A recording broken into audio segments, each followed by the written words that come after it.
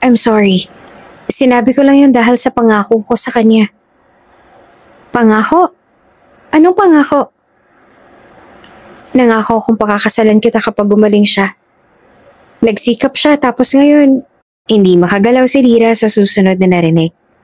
Pakakasalan? Siya? Anong kalokohan ang pumasok sa isipan ni Doc David upang sabihin yan sa anak niya? Dahil ba iniisip mong stage 4 ng cancer ng anak ko kaya umasa kang hindi na siya tatagal kaya sinabi mong pakakasalan mo ko? Parang pinaglaruan niyo na rin ang nararamdaman ng anak ko. Tuluyan ang tumulo ang mga luha ni Lyra.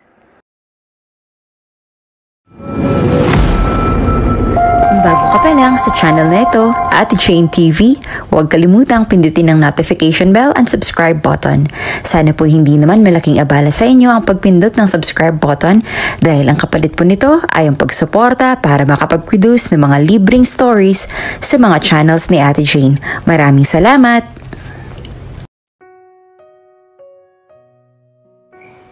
Hindi mo ipinta ang mukha ng babaeng dumating nang marinig ang sinabi ng batang si Yeye.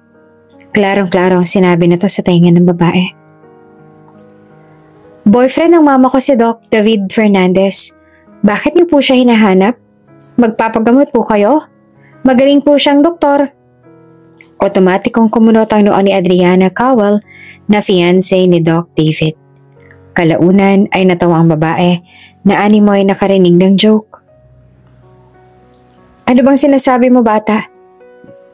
Si Sir David Fernandez, boyfriend ng mama mo? Iyan bang sinabi ng mama mo sa'yo? Hindi ba't masyado naman yata ang mataas ang pangarap ng mama mong yan para sabihin sa yung boyfriend niya si Dr. David Fernandez?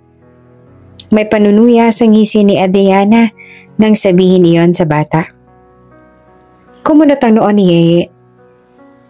Hindi naman si mama ang nagsabi. Si Doc David mismo ang nagsabi siya ang boyfriend ng mama ko. Natigilan si Adriana. Sa pagkakataong yon ay nakaramdam na ng iritasyon ang babae.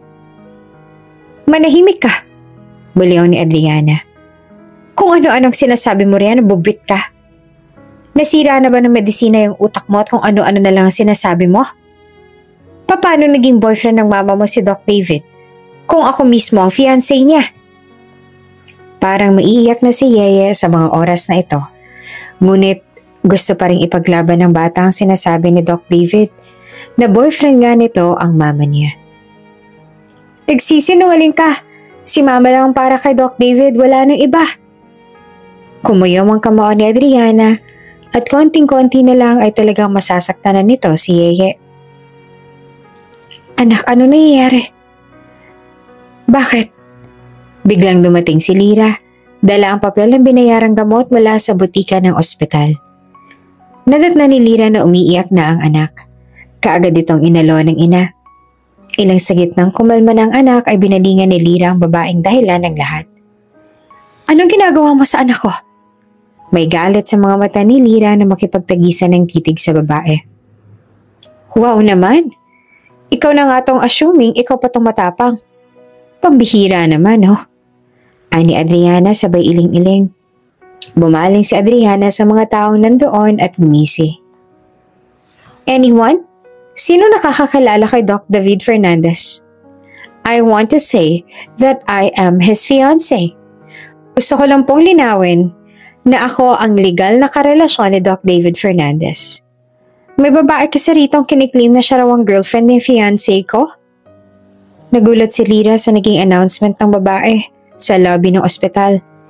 Ni hindi nga alam ni Lyra kung anong sasabihin matapos akusahan ng babaeng hindi niya namang kilala. Hindi ko alam kung anong sinasabi mo sa anak mo at paniwalang-paniwala siya na totoo ang ilusyon mo. Ani Adriana at nanilisik ang mga matang bumaling kay Lyra. Hindi ko alam ang sinasabi mo. Really? Hindi mo alam na sinabi mong boyfriend mo si Doc David Fernandez? Talaga ba? Sinong baliw na doktor ang papatol sa tulad mo? Tsaka may anak ka na't lahat-lahat. Tsaka ka lumandi? Hindi ka ba nakontento riyan sa ama ng anak mo at gusto mo pang lumandi sa mga tiket?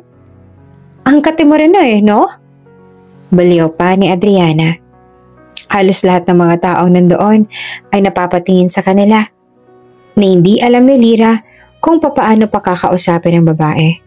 Walang ideya si Lyra sa mga pinagsasasabi nito. Anak, ano bang sinasabi niya? Naguguluhang baling niya sa anak. Sabi ko po sa kanya, ikaw po ang girlfriend ni Doc David. Tapos bigla na lang po siya nagalit sa akin. Yun naman po ang totoo. Giit ni Yeye at maiiyak na. Natigilan si Lyra sa narinig mula sa anak. Hindi niya alam kung saan napulot ng anak niya ang ideyang si Doc David at siya ay may relasyon. Hindi totoo yan, anak. Umiling siya sa bata. Pero yun ang sabi ni Doc. Sabi niya pa nga noon kapag gumaling ako, ipakakasalan ka niya. Tapos nang gumaling ako, tinanong ko siya tungkol sa sinabi niya. Sabi niya, girlfriend ka na raw niya. Natigilan si Lyra. Hindi kailanman nagsinungaling ang anak niya. Kaya tsak niyang totoo ang sinabi nito. Kung ganon, ay si Doc David ang may kasalanan ng lahat ng ito. Kaya binalingan niyang fiancé ni Doc David. Hanggang sa mga oras na yun ay nagtatakis pa rin ang bagang ng babae. Ngayon niya naiintindihan kung bakit ito nag-react ng ganoon. Sa huli, kasalanan naman pala talaga ni Doc David ito. Pasensya na kung anong narinig mo sa anak ko, ma'am. Hindi niya alam ang bagay na to. Hindi niya alam na hindi totoo ang sinasabi ni Doc David. Maaaring nagbibiro lang ho si Doc at yun ang talagang sasabihin niya sa anak mo? Surely nilandi mo siya, kaya niya sinabi yun sa anak mo. Putol nito sa sasabihin niya at bigla na lang siyang tinulak. Sunod noon ay sumugod na si Adriana kay Lyra. Agad na sinabunutan si Lyra. Nanlaki ang mga mata ni Yeye. Hindi niya pa kailanman nakitang sinakta ng kanyang ina. Ngayon niya palang nasaksihan ng ganon. Tama na po! Nanginginig ang boses ni Yeye. Bakas ang takot, gulat at awa at ang mababanaag sa mga mata ni Yeye. Sinisisi niya ang sarili. Sana hindi niya na lang iyon sinabi. Tama na po! Lumapit si Yeye habang umiiyak. Kaya lamang biglang nagdilim ang paningin niya at nawala ng malay. Yeye! Bulalas ng kararating lamang na si Doc David. Kaagad na kinarga ng doktor ang bata. Mabilis naman na tumakbo si Lyra upang puntahan ang anak. Habang gulo-gulo ang buhok na umiiyak si Adriana na makita si David. Balak ni Adriana na magpaawa kay David. Ngunit nagulat na lamang ang babae nang makitang binuhat ni David ang bata paalis. Ni hindi man lang tinulungan tumayo si Adriana. Bagkus ay nilampasan lang at kasama ang babaeng yun at ang bata na umalis. Naiwang tulala si Adriana roon habang pinoproseso pa rin ang utak ang nangyayari. Umiling-iling si Adriana. Hindi niya matanggap na gano'n ang ginawa ni David. Talagang dinedma lang siya nito at mas inunang iba kaysa sa kanyang mismong fiancé.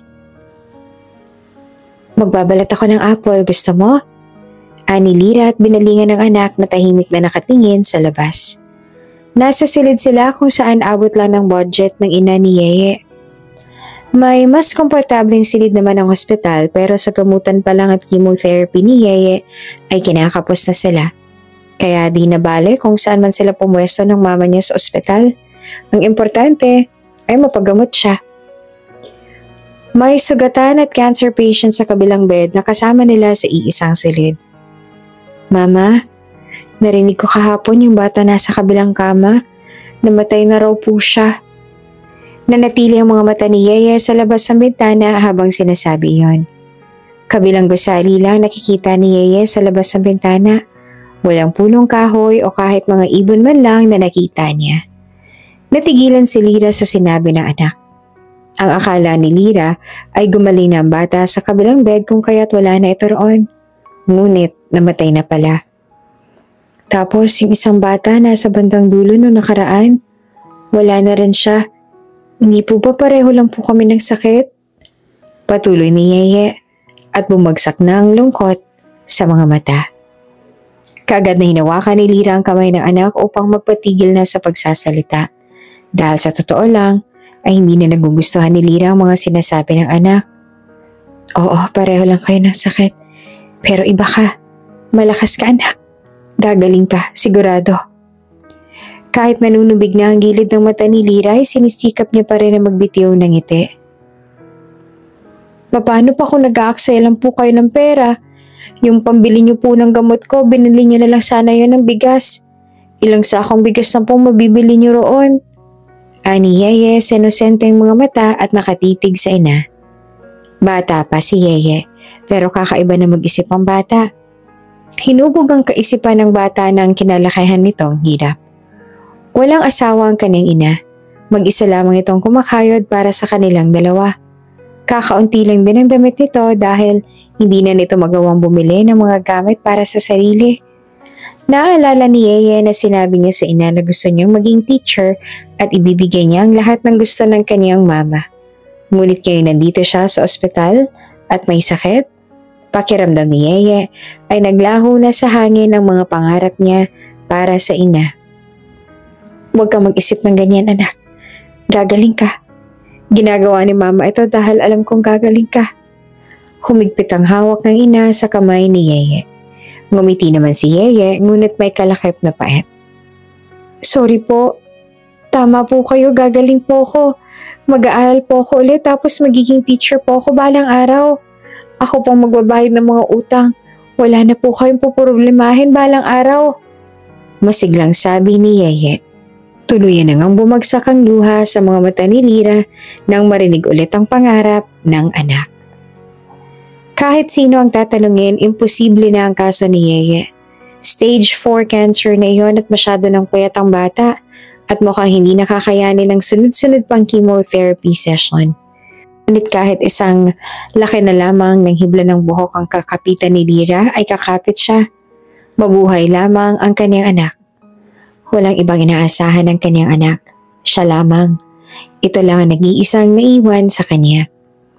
Ilang taon na nagdaan nang mabuntis siya ng hindi kilalang lalaki sa isang club. Nagtatrabaho siya bilang janitress noon at day off nala. Hoy, sama ka naman sa amin. Parati ka nalang mag-isang tumatambay dyan sa apartment tuwing day off. Naaalala niyang sa ganoong paraan nagsimula ang lahat. Pumayag siya sa yaya ng mga katrabaho sa kadahilan ng kailangan niyang makisama. Ngunit hindi niya inaasahang magbabago ang buhay niya matapos ang gabing iyon. Dahil hindi mataas ang toleransya sa alcohol kaya 3 baso lang ng alak ay tumba na siya. Ang sabi ng mga kaibigan niya wala na raw siya sa sarili niya. Tapos saglit daw silang nawala sa dance floor. Kinabukasan niya na lamang nasa isang private room siya ng club. 3 buwan ang dumaan nang malaman niyang nagdadalang tao siya. Inamin niyang muntik na siyang ma-depress noon. Pero nagpapasalamat siyang kinaya niya ang lahat. Iniluwal niyang malusog si Yeye. Ngunit hindi niya inaasahang biglang magkakaganito. Nagkaroon ng cancer si Yeye. Nagamit ang ipon niya na para sanay sa pag-aaral ng bata. Ngayon halos gumapang na siya sa hirap ay naisip niya na rin na hanapin ang ama ng bata upang humingi ng tulong. Ngunit kahit anino ng lalaki hindi niya mahagilap. Wala siyang alam kung saan niya ito mahahanap. Ayos ka lang? Natauhan mula sa malalim na pag-iisip si Lyra nang marinig ang boses ng kaibigang si Sandra. May dala itong kwek-kwek. Kakatapos lang nila sa pagmamop ng lobby. Nakapaglinis na rin ng CR at nakapagpunas-punas na rin sa ibang parte ng bangko. Tumango siya at ngumiti kay Sandra. Binalingan ni Sandra ang eco bag na hawak niya. May pangtab na kakanin doon na hindi pa nabibili. Sumasideline si Lyra ng pagbibenta ng kakanin upang makadagdag man lang gastusin sa ospital. Napipilitan siyang iwan mag-isang anak sa ospital upang makapaghanap buhay. Ako na lang kayang bibili niyan para dagdag sa kita mo. Ani Sandra sabay dukot ng pera sa bulsa nito. Salamat, San. Napangiti siya sa sinabi ng kaibigan. Kaagad niyang inilagay sa supot ang naiwang tab ng kakanin. Minsan ay nauubos naman ang mga kakanin. Minsan ay may mga naiiwan talagang ilang peraso katulad ngayon. Kamusta si Yeye? Ganon pa rin. Pero lumalaban ang anak ko. Kahit na ganito ang sitwasyon niya. Napayuko si Lyra at nagbitiw ng mapait na ngiti. Pero alam ko naman na kahit ganon, kakayanin niya to. Balang araw ay gagaling din ang anak ko. Hindi niya napigilan ang luha sa mga mata niya. Kahit yung mga taong nakapaligid sa kanila ay nawawala na ng pag-asa para sa anak niya. Pakiramdam ng mga ito ay mahirap ng labanan ng stage 4, pero siya ay lalaban pa rin. Iyong kawalan ng pag-asa hindi niya kailanman hahayaan ng kainin ng sistema niya.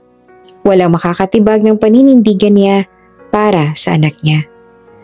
Mga bandang 8:00 na ng gabi nang dumating si Lyra sa ospital. Umaga, tanghali, ay pupuntahan lamang ni Lyra ang anak upang asikasuhin ang pagkain at anumang gamot na dapat nitong inumin. Tapos, ay gabi naman siya mananatili sa ospital hanggang umaga. Malapit ng mag-9 nang dumating siya sa ospital. Nagmamadali siya dahil baka may mga gustong kainin ng anak. Wala itong gana parati sa pagkain pero nagpapasalamat siya kahit papaano ay sinisikap ni Yeye na kumain upang magkalaman man lamang ng kahit kaunti ang tiyan. Pasensya na anak ha, nalit si mama, may dala akong salad dito. Gusto mo bang subukan? Kaagad niya salubong sa anak. Sige po, ani Yeye at sumilip sa dalang supot ng ina. Nang marinig na gusto nitong subukan ang dala niya, ay kaagad na kumilos si Lyra upang agad na makakain ang anak. Sabi ng nurse, darating daw po ang bagong doktor. Siya na rin daw po ang magiging doktor ko. Natigilan si Lyra at napatingin sa anak. Talaga? Opo, ngayon daw po ang araw ang dating niya. Hanggang sa bigla na lamang tumingin ang anak sa dumating. Kaagad naman napatingin ang lahat ng pasyente sa may pinto. Kaya maging si Lyra ay bumaling doon at nakita ang matangkad na doktor. Naka-uniforme ito kung kaya't nalaman nila. Dahil kung hindi, ay iisipin nilang isa itong artista na dumalaw lamang roon. Isa-isang kinumusta ng doktor ang mga pasyente na nandoon. Sa silid na iyon ay si Yeye lamang nag-iisang batang cancer patient. Ang iba ay may mga edad at nasa 30 pataas na. Habang nakikipag-usap ang doktor ay hindi maalis ni Lyra ang paningin dito. Animo, pamilyar sa kanyang doktor ngunit hindi niya matindihan kung saan niya nakita ito. Naisip ni Lyra na baka nakita niya na ito noon sa bangko. Hanggang sa matapos ang doktor sa ibang mga nandoon at nagtungo na ito kay Yeye. Nanatili ang mga mata ni Yeye sa doktor na animo ay may kakaibang koneksyon sila ng doktor. Nakaramdam ng kakaibang gaan si Yeye habang papalapit ang bagong doktor. Good evening, Mrs. Tsaka sa'yo. Ano nga palang pangalan mo, baby? Lumuhod ang doktor sa gilid ng kama ng bata. Yeye po ang nickname ko tapos Faye po ang totoo kong pangalan. Masiglang sagot ni Yeye. Hindi maalis ni Yeye ang mga mata sa doktor. Bakas ang mangha sa mga mata niya. Nice to meet you, Yeye. Ako naman si Dr. David Fernandez. Ako ng bagong doktor mo. Nakakabilib ang fighting spirit mo, baby. Huwag kang panghihinaan ng loob. Balang araw gagaling ka din. Makakalabas ka rin ng ospital at makapaglalaro ka na rin sa labas. Ani ng doktor na may nakabalatay na simpatiya sa mga mata. Hindi lahat ng doktor ay ganitong makitungo sa mga pasyente nila. Madalas ay pera-pera lamang ang lahat para sa ibang doktor. Ngunit iba si Dr. David Fernandez. Nagpapasalamat si Lyra na isang katulad ni Dr. Fernandez ang napunta sa pangangalaga sa kanyang anak. Parati po ako nagdarasal bago matulog. Parati kong sinasabi sa God na sana pagalingin niya na ako tapos ilayo niya na po sa kapahamakan ng mama ko. Magalang na sagot ni Yeye. Napangiti naman ang doktor. Binalingan ni David ang ina ni Yeye na maiiyak na. Mrs. magpakatatag ka. Malalampasan niya rin ito. Ani David kay Lyra sabay tapik sa balikat ng babae. Tumango si Lyra at lumiti. Matapos ma-check ng doktor ang lahat ng nandoon at nagpakilala sa mga ito, ay lumabas na ito upang magtungo naman sa iba pang silid. Napasunod ang tingin ng lahat sa lumabas na doktor. Maging sina Yeye at Lyra. Mama, napakabait niyo po. Namamangha na bulalas ni Yeye. Napangiti naman si Lyra. Oo nga anak, mabuti na lang at ganoong doktor ang magiging doktor mo sa susunod na araw. Guwapo po siya mama, diba? Natigilan si Lyra at napalunok. Aminin niya ang guwapo nga ang doktor, kaya lang medyo awkward yung aminin. Oo, may itsura nga siya. Maliban sa mabait, may itsura rin. Nagbitiw ng ngiti si Lyra at ipinagpatuloy ang pagbabalat ng apple. Napaisip na naman si Lyra. Naaalala niya ang amoy ng perfume na naaamoy niya mula sa doktor kanina. Maging ang amoy na yon ay pamilyar sa kanya. Hindi naman iyon ang perfume na parati niya naaamoy kahit saan, pero hindi alam kung saan na naamoy iyon. "Oh, heto, kainin mo nito anak. May binili rin akong sinabawan sa baba." Ani ni Lyra sabay bigay ng binalatang apple. "Sana po maihanap niyo po ako ng ganong kabait na papa balang araw, Mama." Natigilan si Lyra. Imbes na salamat ang marinig sa anak ay iyon ang sinabi nito. Nagbitiw siya ng hilaw na tawa. "Bakit bigla mo namang nasabi yan? Ikaw talaga." "Para po may makakasama na po kayo sa buhay. Tapos may papa na ako." Napangisi si Yeye. Umupo si Lyra sa tabi ng anak. Hinawakan niyang pisi ng anak habang hindi nawawala ang ngiti sa labi. "Sapat ka na sa akin, anak. Tsaka hindi pa handa si Mama sa ganoon." "Maghihintay po ako kung kailan kayo magiging handa, Mama." Ani Yeye. Napabuntong hininga si Lyra. Samantalang masaya namang kinakain ni Yeye ang apple na ibinigay ng ina. Pinangarap ni Yeye na makahanap ng mabuting lalaki ang kanyang mama. Iyong kahit dumating man ang panahong kunin na siya ng Panginoon ay hindi masyadong malulungkot ang mama niya na hindi ito maiiwang mag-isa sa mundo. Hangad niya ang kaligayahan ng ina dahil pakiramdam ni Yeye ay simula nung dumating siya sa buhay ng ina ay puros na lang pasakit ang hatid niya. Napilitan nitong kumayod mag-isa upang mapalaki lamang siya ng maayos. Tapos ngayon nasa ganong edad na siya ay nagkasakit naman siya. Isang malalang sakit na hindi niya alam kung talagang kaya niya bang lampasan. Kahit nasabihin ng mama niyang huwag siyang panghinaan ng loob, nakikita niya naman sa ina niyang maging ito ay gustong-gusto na rin iiyak ang lahat. Naaawa siya sa kanyang ina. Sa pagkakataong yon, ang tanging maibibigay lamang ni Yeye ay ang ipakitang lumalaban siya upang mabuhayan ng dugo ang kanyang ina.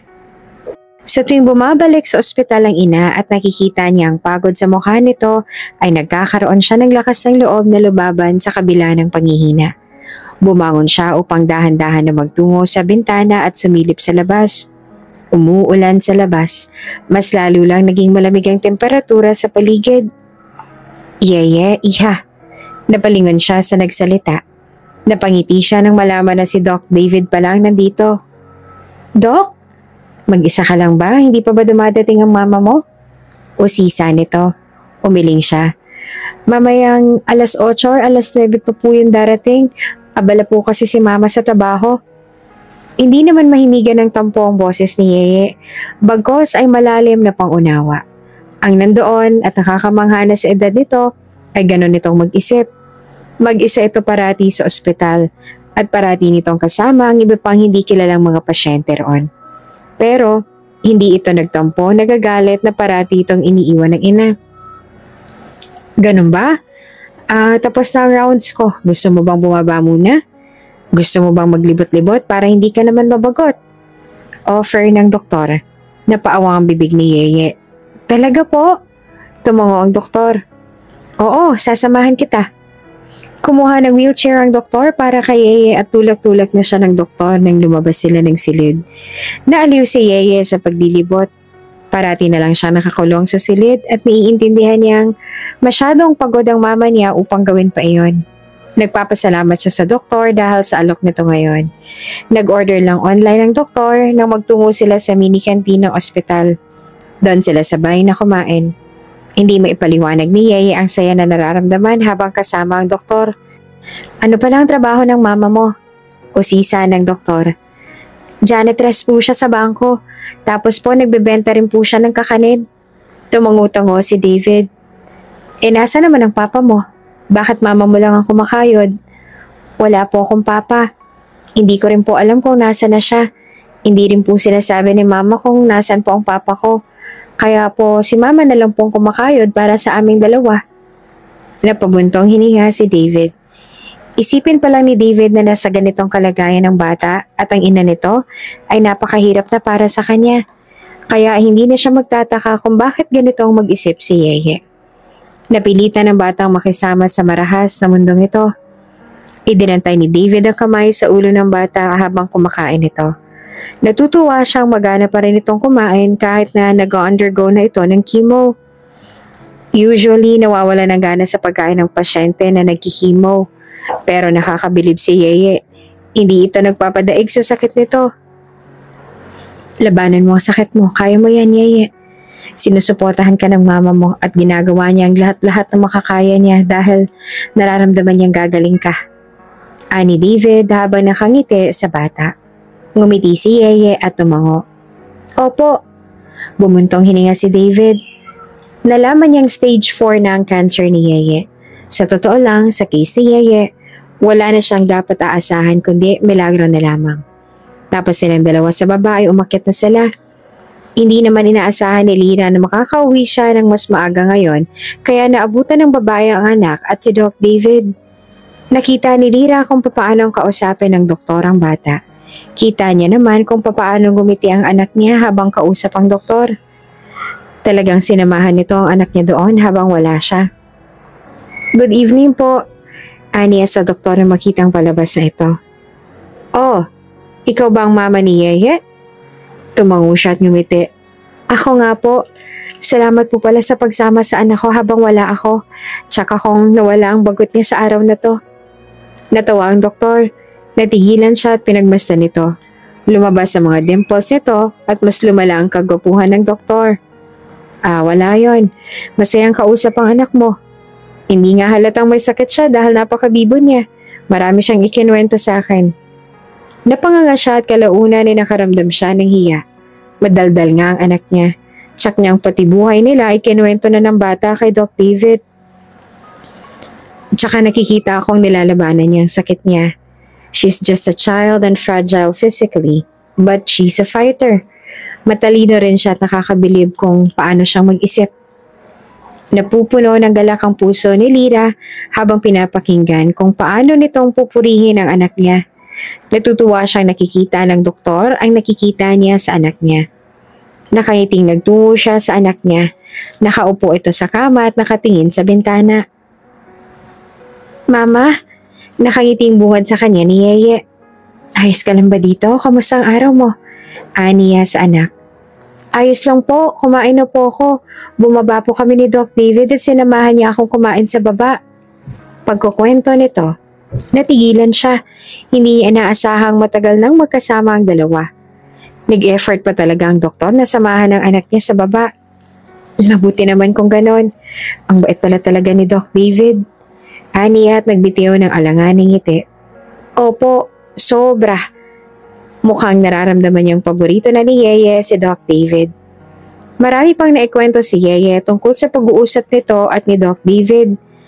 Natapos na lamang siya sa pagkain at handa na silang matulog sa masikip na kama ay hindi pa rin natatapos ang anak niya sa pagkukwento.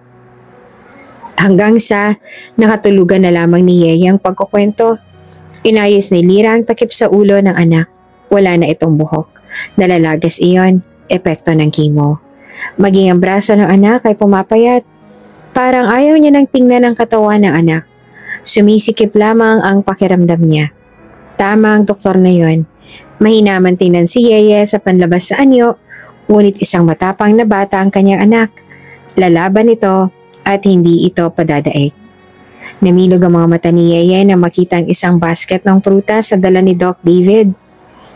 Matapos ang doktor sa ibang pasyente, nagkaroon ito ng libreng oras, ay agad itong nagtungo sa silid ni Yeye. Umaga at kaaalis lamang ng kanyang ina. Napansin ko na parating nagbabalat ng apple ang mama mo para sa'yo. Naisip kong baka paborito mo yan kaya dinamihan ko na ng apple kesa naman sa ibang prutas na nandito. Paliwanag ng doktor sabay lapag ng basket sa side table. Opo, gusto ko nga po iyon.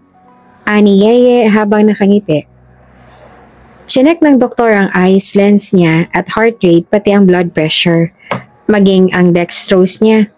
Kasabay niyon ay gusto rin ng doktor na bisitahin ang bata at makipag-usap pa rito. Kakatapos lang ng chemo session mo, wala ka bang nararamdamang sakit? Ayos naman ba ang pain reliever na nireseta ko sa'yo? Ani Doc David. Tumango si Yeye. Opo, ayos lang po ako. Wala naman po akong nararamdamang sakit. Maliban sa aantokin ka ay wala ka ng ibang mararamdamang side effects? Hindi ka ba nangangate? Umiling si Yeye. Maliban nga sa antok ay wala naman na siyang nararamdamang mas worst. Mabuti naman.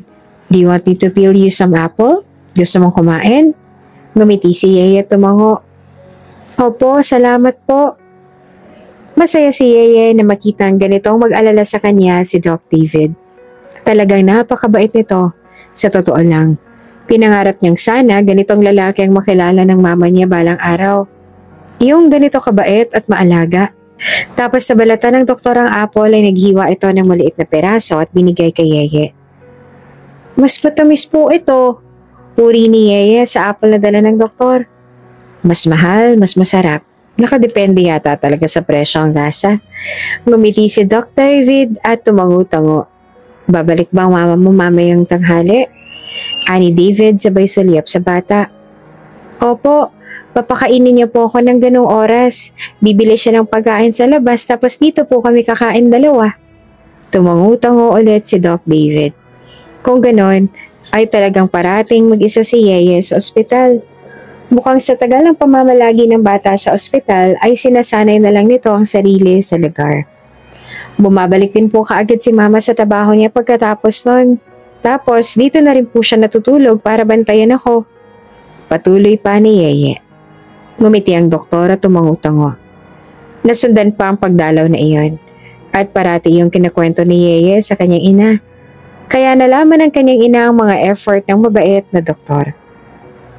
Kaya isang gabi na pagdesisyonan ni Lyra na magtira ng isang tub ng kakanin para sa doktor.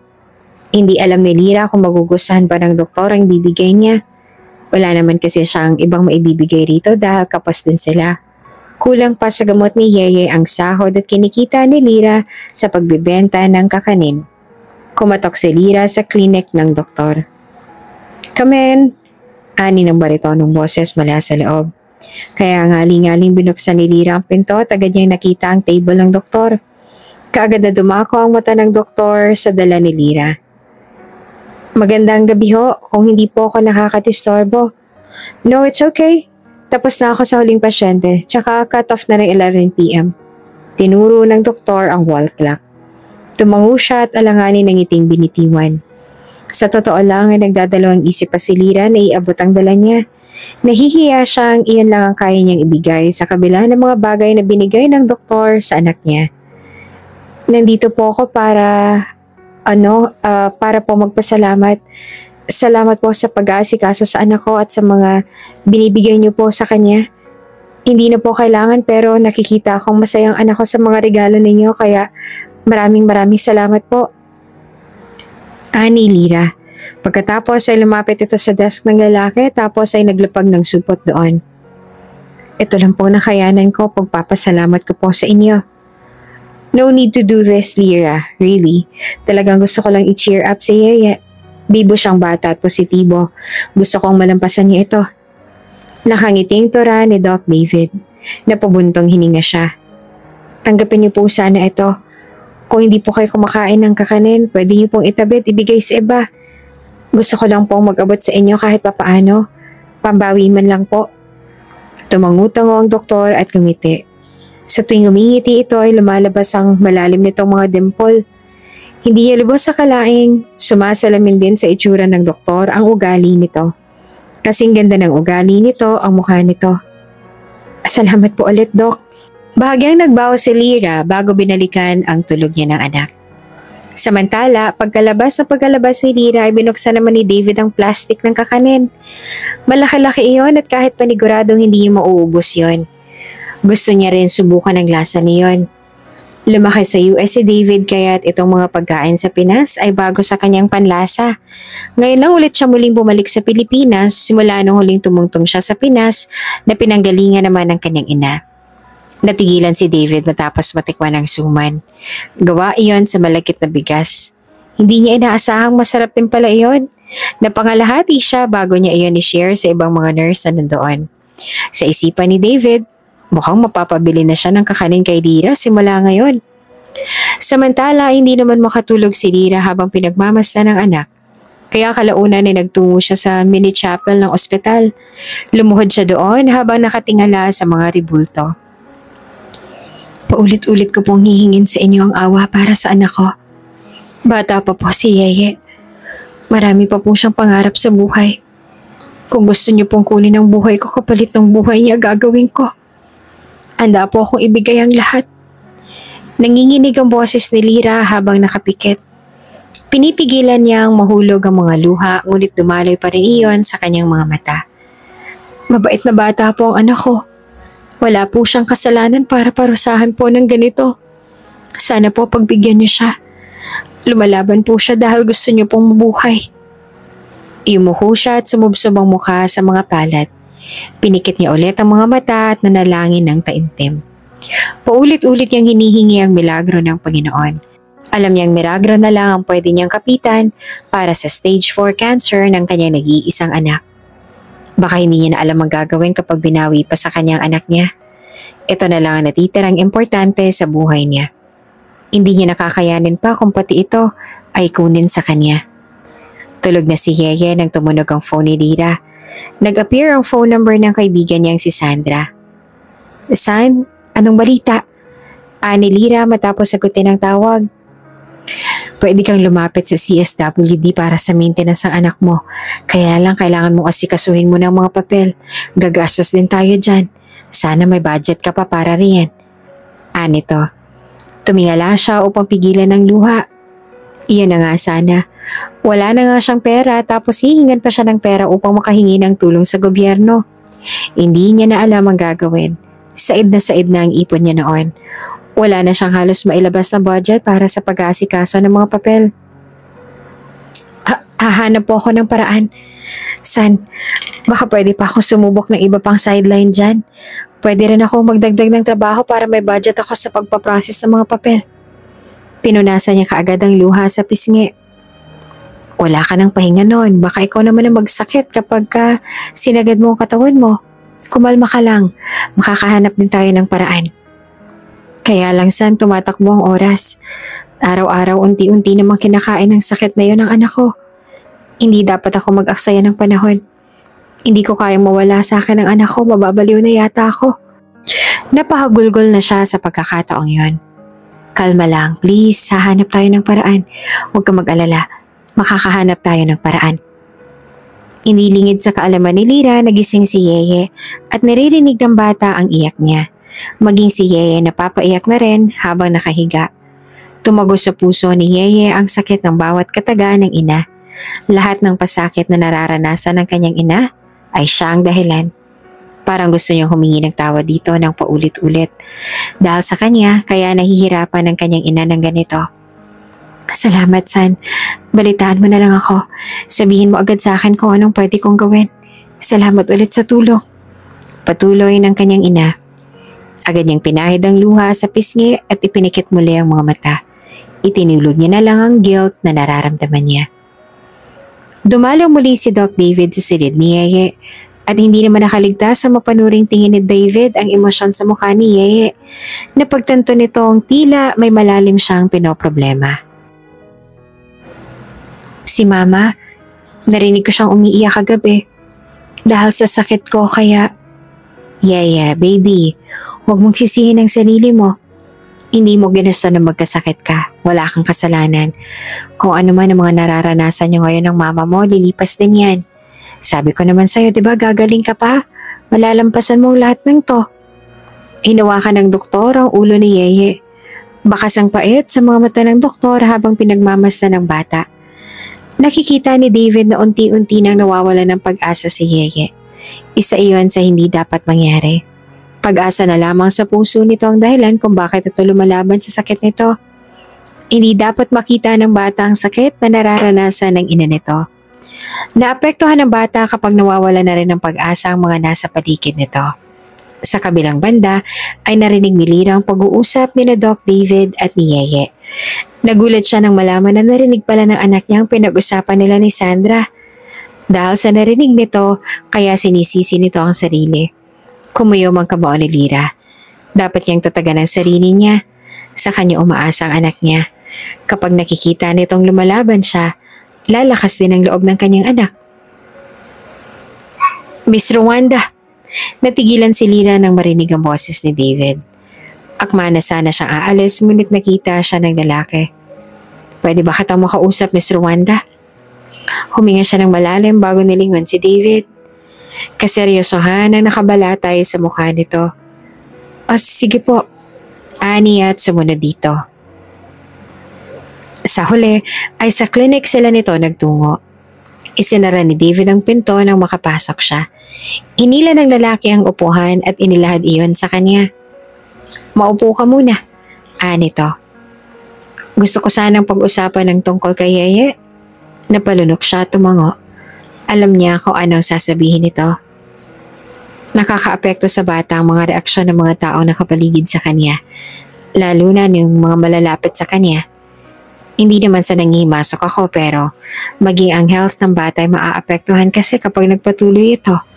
Kaya gusto ko sanang wag nating ipakita sa kanyang pinanghihinaan tayo ng loob. Paliwanag ni David. Napayuko si Lyra. Tama ito. Kasalanan niya naman talaga. Kung hindi lang kasi dito sa sitwasyon niya. Pasensya na. Hindi ko lang talaga mapigilan. Kasi naman, hindi niya na matuloy-tuloy ang sasabihin. Hindi niya masabi ang problema niya sa pinansyal. Para sa kanya, personal na yon. Hindi na kasama sa poproblemahin ng mga doktor yon. Nakakahiya na rito gayong marami na itong naitulong sa kanila ng anak niya. Ayaw niya nang dumagdag pa sa problema nito. You can always tell me about your problems, Miss Rwanda. Dahil sa araw-araw kong pag-aasikaso at pag-check kay Yeye, parang napalapit na rin siya sa akin. Importante sa akin ang kalusugan ng mga pasyente ko. I can always help whenever you need my help for the sake of my patient. Malumanay na sabi ni Doc David kay Lyra. Hindi siya makapagsalita.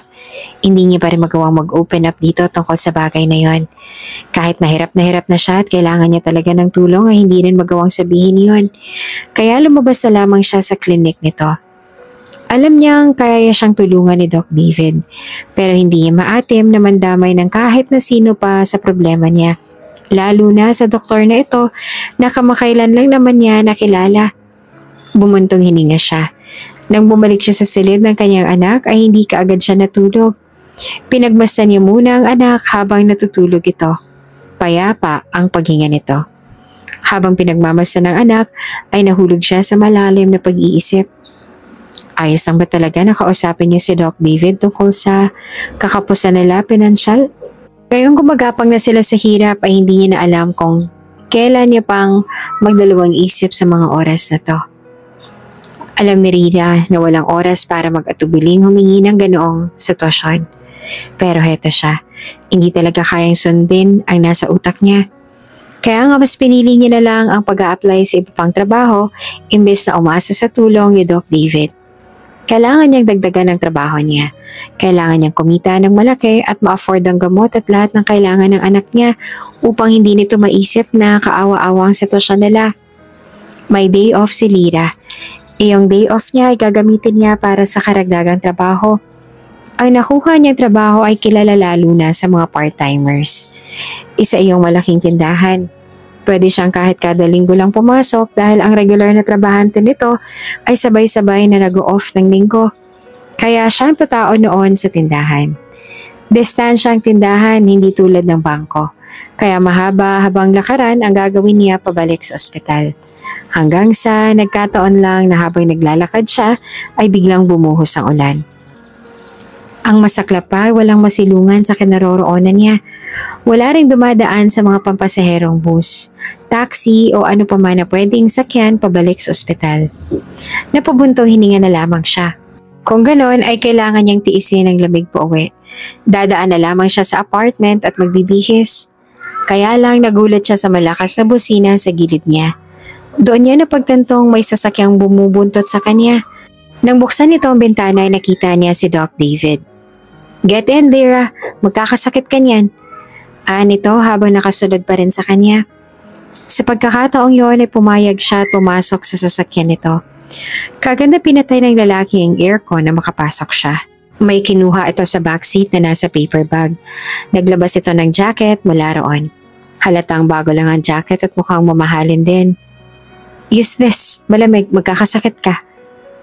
Pero, sige na, may sakit si Yeye, hindi pwedeng pati ikaw magkasakit din. Putol nito sa pag-alma niya. Tama naman ito, kaya isinuot niya na lamang iyon. Pwede niyo na po akong ibaba na lang sa apartment namin? Aniya, sure. Tumango ito. Kaya lang nang dumating siya sa labas ng apartment ay napansin niyang hindi umaalis si Doc David. Tutungo ka rin naman sa ospital, diba? Sumabay ka na lang ulit sa akin, Lira. Anito. Kaya wala na siyang ibang choice kundi ang anyayahan ng doktor sa loob. Hindi naman pwedeng paghintayin niya ito sa sasakyan nito. Nagtungo si Lira sa silid upang maghalungkat doon ang maisusuot habang nasa maliit na sala si David at pinagmamasan lamang ang buong apartment nila. Sa isipan ni David, masyadong maliit ang apartment na mag-ina. Hindi lang siya sanay sa ganoong kaliit na espasyo.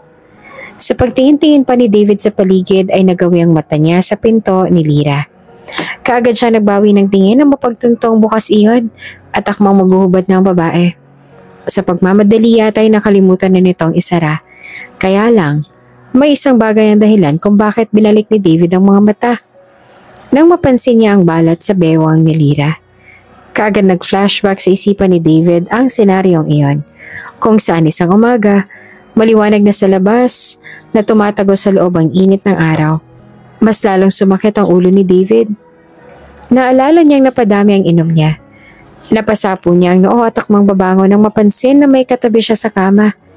Hindi na bago sa kanya ang may makatabing babae tuwing umaga kapag nalalasing siya. Kaya lamang ngayon, ang babaeng katabi niya ay birhen. Ebidensya ang dugo sa bedsheet na hinihigaan niya. Nakatalikod ang babae at nakita niyang maliit na balat sa likod nito. Natapos ang pagbabalik tanaw ni David at namalaya na lang na nasa harapan na pala si Lira. Ayos lang po kayo? Kanina ko pa po kayo kinakausap. Tapos na po kasi ako magbihis. Kumuha lang po ako ng kakaunting damit para kay Yeye kaya natagalan ng kaunti. Paliwanag ni Lira. Tumango lamang si David at tumayo na. Naging seryoso ang mukha ng lalaki at nananatili ang mga mata sa kalsada. Napansin din ni Lira ang emosyon na nakabalatay sa mukha ng doktor. Nagtataka man ay sinawalang bahala na lang iyon ni Lira at ibinaling ang tingin sa labas. Ano ba naman kasi ang karapatan niya para alamin ang iniisip ng doktor? Close lang ito sa anak niya. Pero sa kanya ay ibang tao pa rin ito. Nakarating sa ospital si David ngunit nanatili sa isipan ng lalaki ang tungkol kay Lira. Nahulog sa malalim na pag-iisip ang lalaki at hindi na muna ito tumanggap ng pasyente sa mga oras na yon. Kinabukasan ay nagising si Yeye na may basket ng apple sa side table. Kaagad na nilibot ng bata ang tingin sa paligid. Dumating po ba si Doc David ngayon? Aniya nang makita ang ina na naglilinis ng pinagkainan nito. Mas nauna itong gumising dahil tutungo pa ito sa bangko para pumasok sa trabaho. Hindi naman Yeye, ani ni ina. Bumaling siya sa basket. Pero sino po ang... Akong bumili niyan. Nakita ko masaya ka nung makatanggap ka ng ganyan. Naisip ka agad kita nung nakita ko yan anak. Mangutango si Yeye. Salamat po. Kalauna na may napagtanto si Yeye. Kaya lang po baka kulangin ang pera natin dahil po rito. Agad na umiling si Lira. Hindi, ayos lang. Sakto ang pera natin, huwag ka mag-alala. Maraming paraan si Mama. Hinawakan ni Yeye ang kamay ng ina. Natigilan si Lira. Bakas ang pagtataka ng mata niya nang tingnan ng anak. Mama, wag po masyadong pagurin ng sarili ninyo. Ayoko pong makitang nahihirapan kayo dahil sa akin. Agad na umiling si Lira. Huwag kang mag-isip ng ganyan anak. Ginagawa ito ni Mama dahil gusto ko itong gawin at masaya ako rito. Huwag mong sisisihin ang sarili mo. Muntik nang maiyak si Lira ngunit nagpapasalamat siya at napigilan niya iyon. Ayaw niyang makita nito ang pag-iyak niya. Ang totoo niya na totoong nahihirapan na siya. Kaya lang, hindi niya naman yun pwedeng aminin sa harapan ng anak. Mas lalo lang nitong mararamdaman ng guilt at araw-araw nitong sisisihin ang sarili. At gusto niyang itanim sa puso nito ang pag-asa, hindi ang kahinaan. Pinagmasdan ni Yeye ang sarili sa salamin. Mas lalo lang siyang pumayat sa mga nagdaang araw. Ang mama niya na mismo may hawak ng salamin dahil nangihina na siya. At kahit paggalaw lang ay hindi niya na halos magawa. Hindi niya na maiangat ang mag-isa ang mga bagay-bagay sa paligid niya. Kailangan niya na ng tulong ng mama niya sa mga simpleng gawain. Oops! May break muna! Gusto mo bang ma-shoutout dito sa channel ni Ate Jane? Mag-comment lang ng lesson you learned from the latest story uploaded. Dahil pipili kami ng isang best comment of the day para i-shoutout sa susunod na upload. Kaya huwag kalimutang mag-iwan ng lesson you learned after you watch this video. Maraming salamat! Shoutout nga pala kina Thes Libaton from South Korea at Susan Soriano from Anaheim, California, Orange County. Maraming salamat sa pakikinig! Mas lalo lang nahirapan ang mama niya sa kanya at mas masakit iyon sa parte niya. Hindi na nito magawang iwan siya doon mag-isa at parati na lang ito nakaabang sa kanya. Kaya mo yan anak, magpakatatag ka lang. Nandito lang si mama parati sa tabi mo. Hindi kita iiwan. Ani mama niya nang nakangiti. Pero kapansin-pansin ang luha sa sulok ng mga mata nito. Kunyaring matatag si Lira. Ngunit alam ng ina sa puso niya unti-unti na rin gumuguho ang pag-asa sa puso niya. Ayaw sabihin ni David na hindi na magtatagal ang kanyang anak. Alam niyang ayaw lang nitong mawalan siya ng pag-asa kapag sinabi nito iyon. Pinipilit niya lang naman kasi ang sarili niyang kumapit pa rin sa milagro na sana dinggin ng Panginoon ang paulit-ulit niyang dasal. Mga bandang hapon habang nasa wheelchair si Yeye, nakaharap ang bata sa labas ng bintana. Kahit hindi lubos makita ni Yeye ang buong itsura ng sunset, ay nagkakasya na lang siya sa pagtitig sa sinag na nasa labas. Ang kulay gintong sinag na yumayakap sa paligid ay nagbibigay ng magandang pakiramdam kay Yeye. Siguro mas maganda ito kung sa tabing dagat ko to tinitingnan ngayon, ani Yeye sa sarili. Gusto mo bang makita ang sunset sa tabing dagat? Natigilan si Yeye nang marinig ang pamilyar na boses ni Doc David. Dahan-dahan ang naging paglingon ni Yeye. Nangihina na siya at hindi na kasing sigla katulad noon ng kanyang katawan. Doc David, mahinang sambit niya sa pangalan ng doktor. Nag-squat ang doktor sa harapan ng bata upang magpantay ang kanilang mga mukha. Nakita ni David ang ngiti sa labi ng bata nang magsalubong ang kanilang mga mata. Kahit nangihina na ito ay nagagawa pa rin itong humiti sa kanya. Yeye, kamusta ng pakiramdam mo? Marahang tanong niya rito. Ayos lang po ako, medyo inaantok lang. Tumangutang ang doktor. Hindi pa tuloy ang lumulubog ang araw. Pwede mo pang makita ng maayos ang paglubog ng araw mamaya. May alam akong pwesto na pwede natin yung makita ng maayos. Gusto mong puntahan natin? Mas lumawak ang ngiti ni Yeye at dahan-dahan na tumango.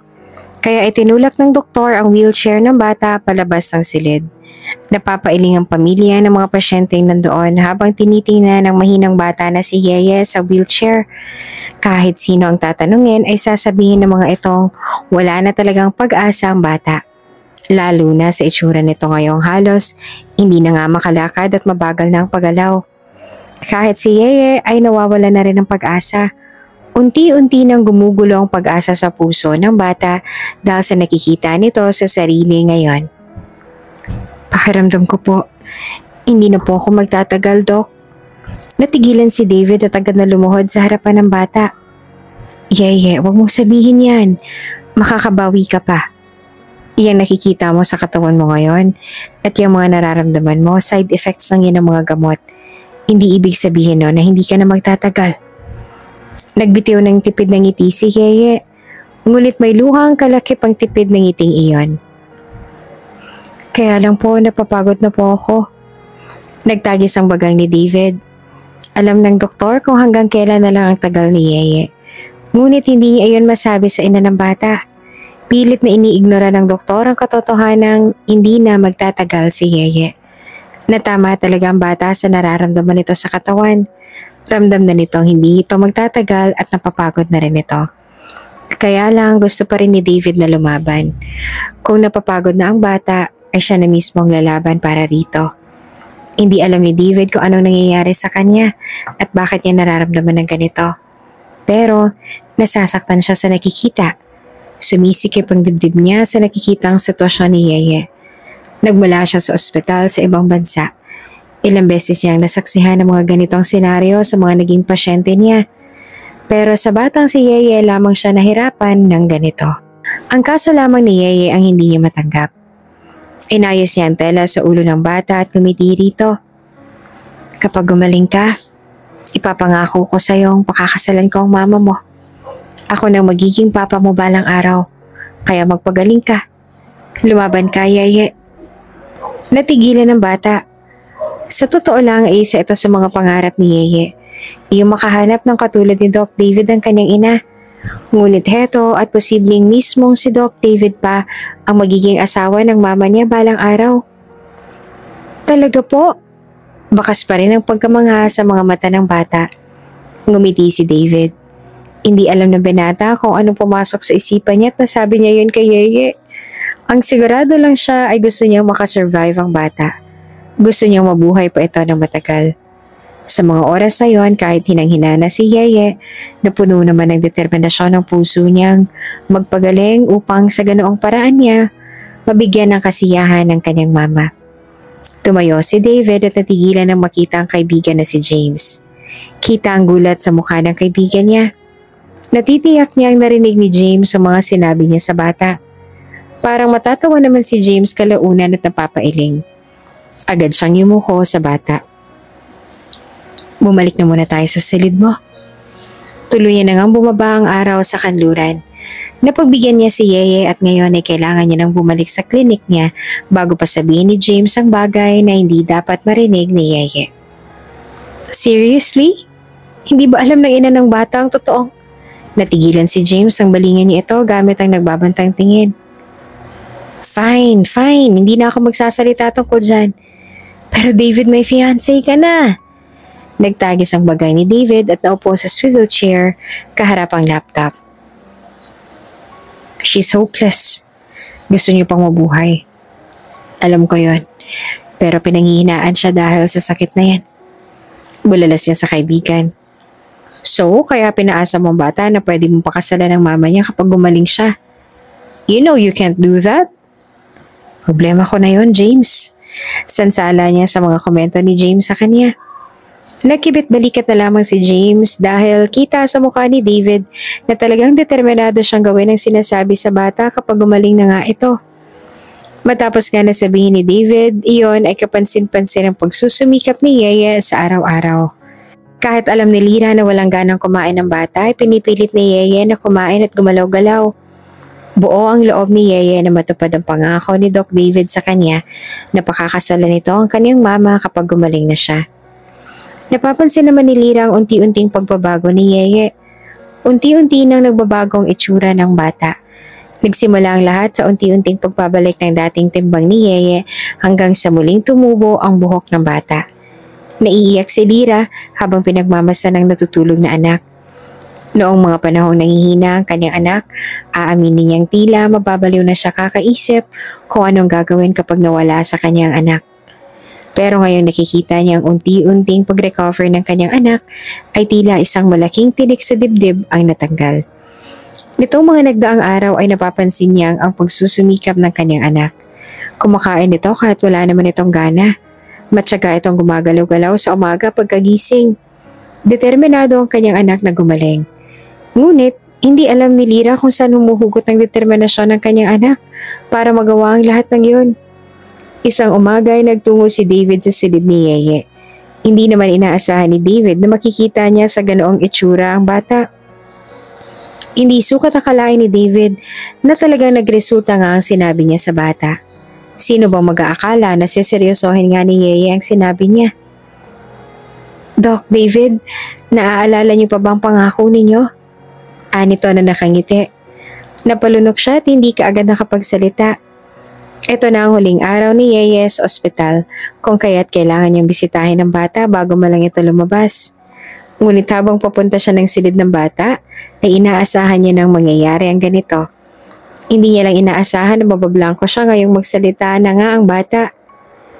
Magaling na po ako ngayon, patuloy ni Yeye. Mabuti, masaya akong pinangako niyong pakakasalan niyo ang mama ko. May ginawa na po ba kayo para magustuhan niya kayo? Alam niyo, mahiyain ang mama ko. Kahit nagugustuhan niya yung tao, hindi siya magsasalita. Kaya kayo na pong bahala sa mama ko. Napalunok siya at sumeryosong mukha nang lumuhod siya sa harapan ng bata. Ang totoo niyan, kami na ng mama mo. Hinihintay ko na lang na pumayag siya sa kasal. Namilog ang mga mata ni Yeye. Hindi inaasahan ng bata na ganoon siya kabilis. Ayaw niya sanang magsinungaling sa bata pero ayaw niya namang isipin nitong manloloko siya. Kahit totoo namang manloloko talaga siya. Talaga po? Ibig sabihin magiging papa ko na po kayo? Bulalas ni Yan. Kumikis na pa mga mata ng bata habang pinagmamasdan siya. Kakaibang gaan naman sa pakiramdam ang naramdaman ni David sa mga oras na yon. Hindi niya inaasahang mararamdaman niya ang ganong bagay. Iniisip niya pa lang na magiging totoong anak niya si Yeye. Nakalimutan niya nang may dapat siyang problemahin ngayon. Masayang nilinisin na Yeye ang silid. Hindi nila makalimutan ang silid na yon na naging saksi ng mga paghihirap na nararanasan nilang mag-ina. Ngayon ay malaya na ang batang si Yeye mula sa nakakatakot na sakit. Hindi makapaniwala ang pamilya ng pasyenteng nakakita kung paano nakaligtas sa kamatayan si Yeye. Nakita ng mga ito kung paano humina ang bata na inakala ng lahat na wala na itong pag-asa. Ngunit ngayon ay heto at masiglang makakalabas na si Yeye sa silid ng ospital. Po, wala na po akong babayaran? Nagulat si Lira nang malaman na may nagbayad na ng bills niya sa ospital. Iniwan niya muna sa lobby ang anak habang kausap niya ang babae sa counter. Hindi naman makapaniwala si Lira na lalabas siya ng ospital na walang po problemahin. Sino raw po nagbayad? Usisa niya sa babae. Ayaw pong sabihin nung nagbayad eh. Napabundong hininga si Lira. Wala na siya magagawa kung ayaw sabihin ng tumulong sa kanila ang pangalan nito.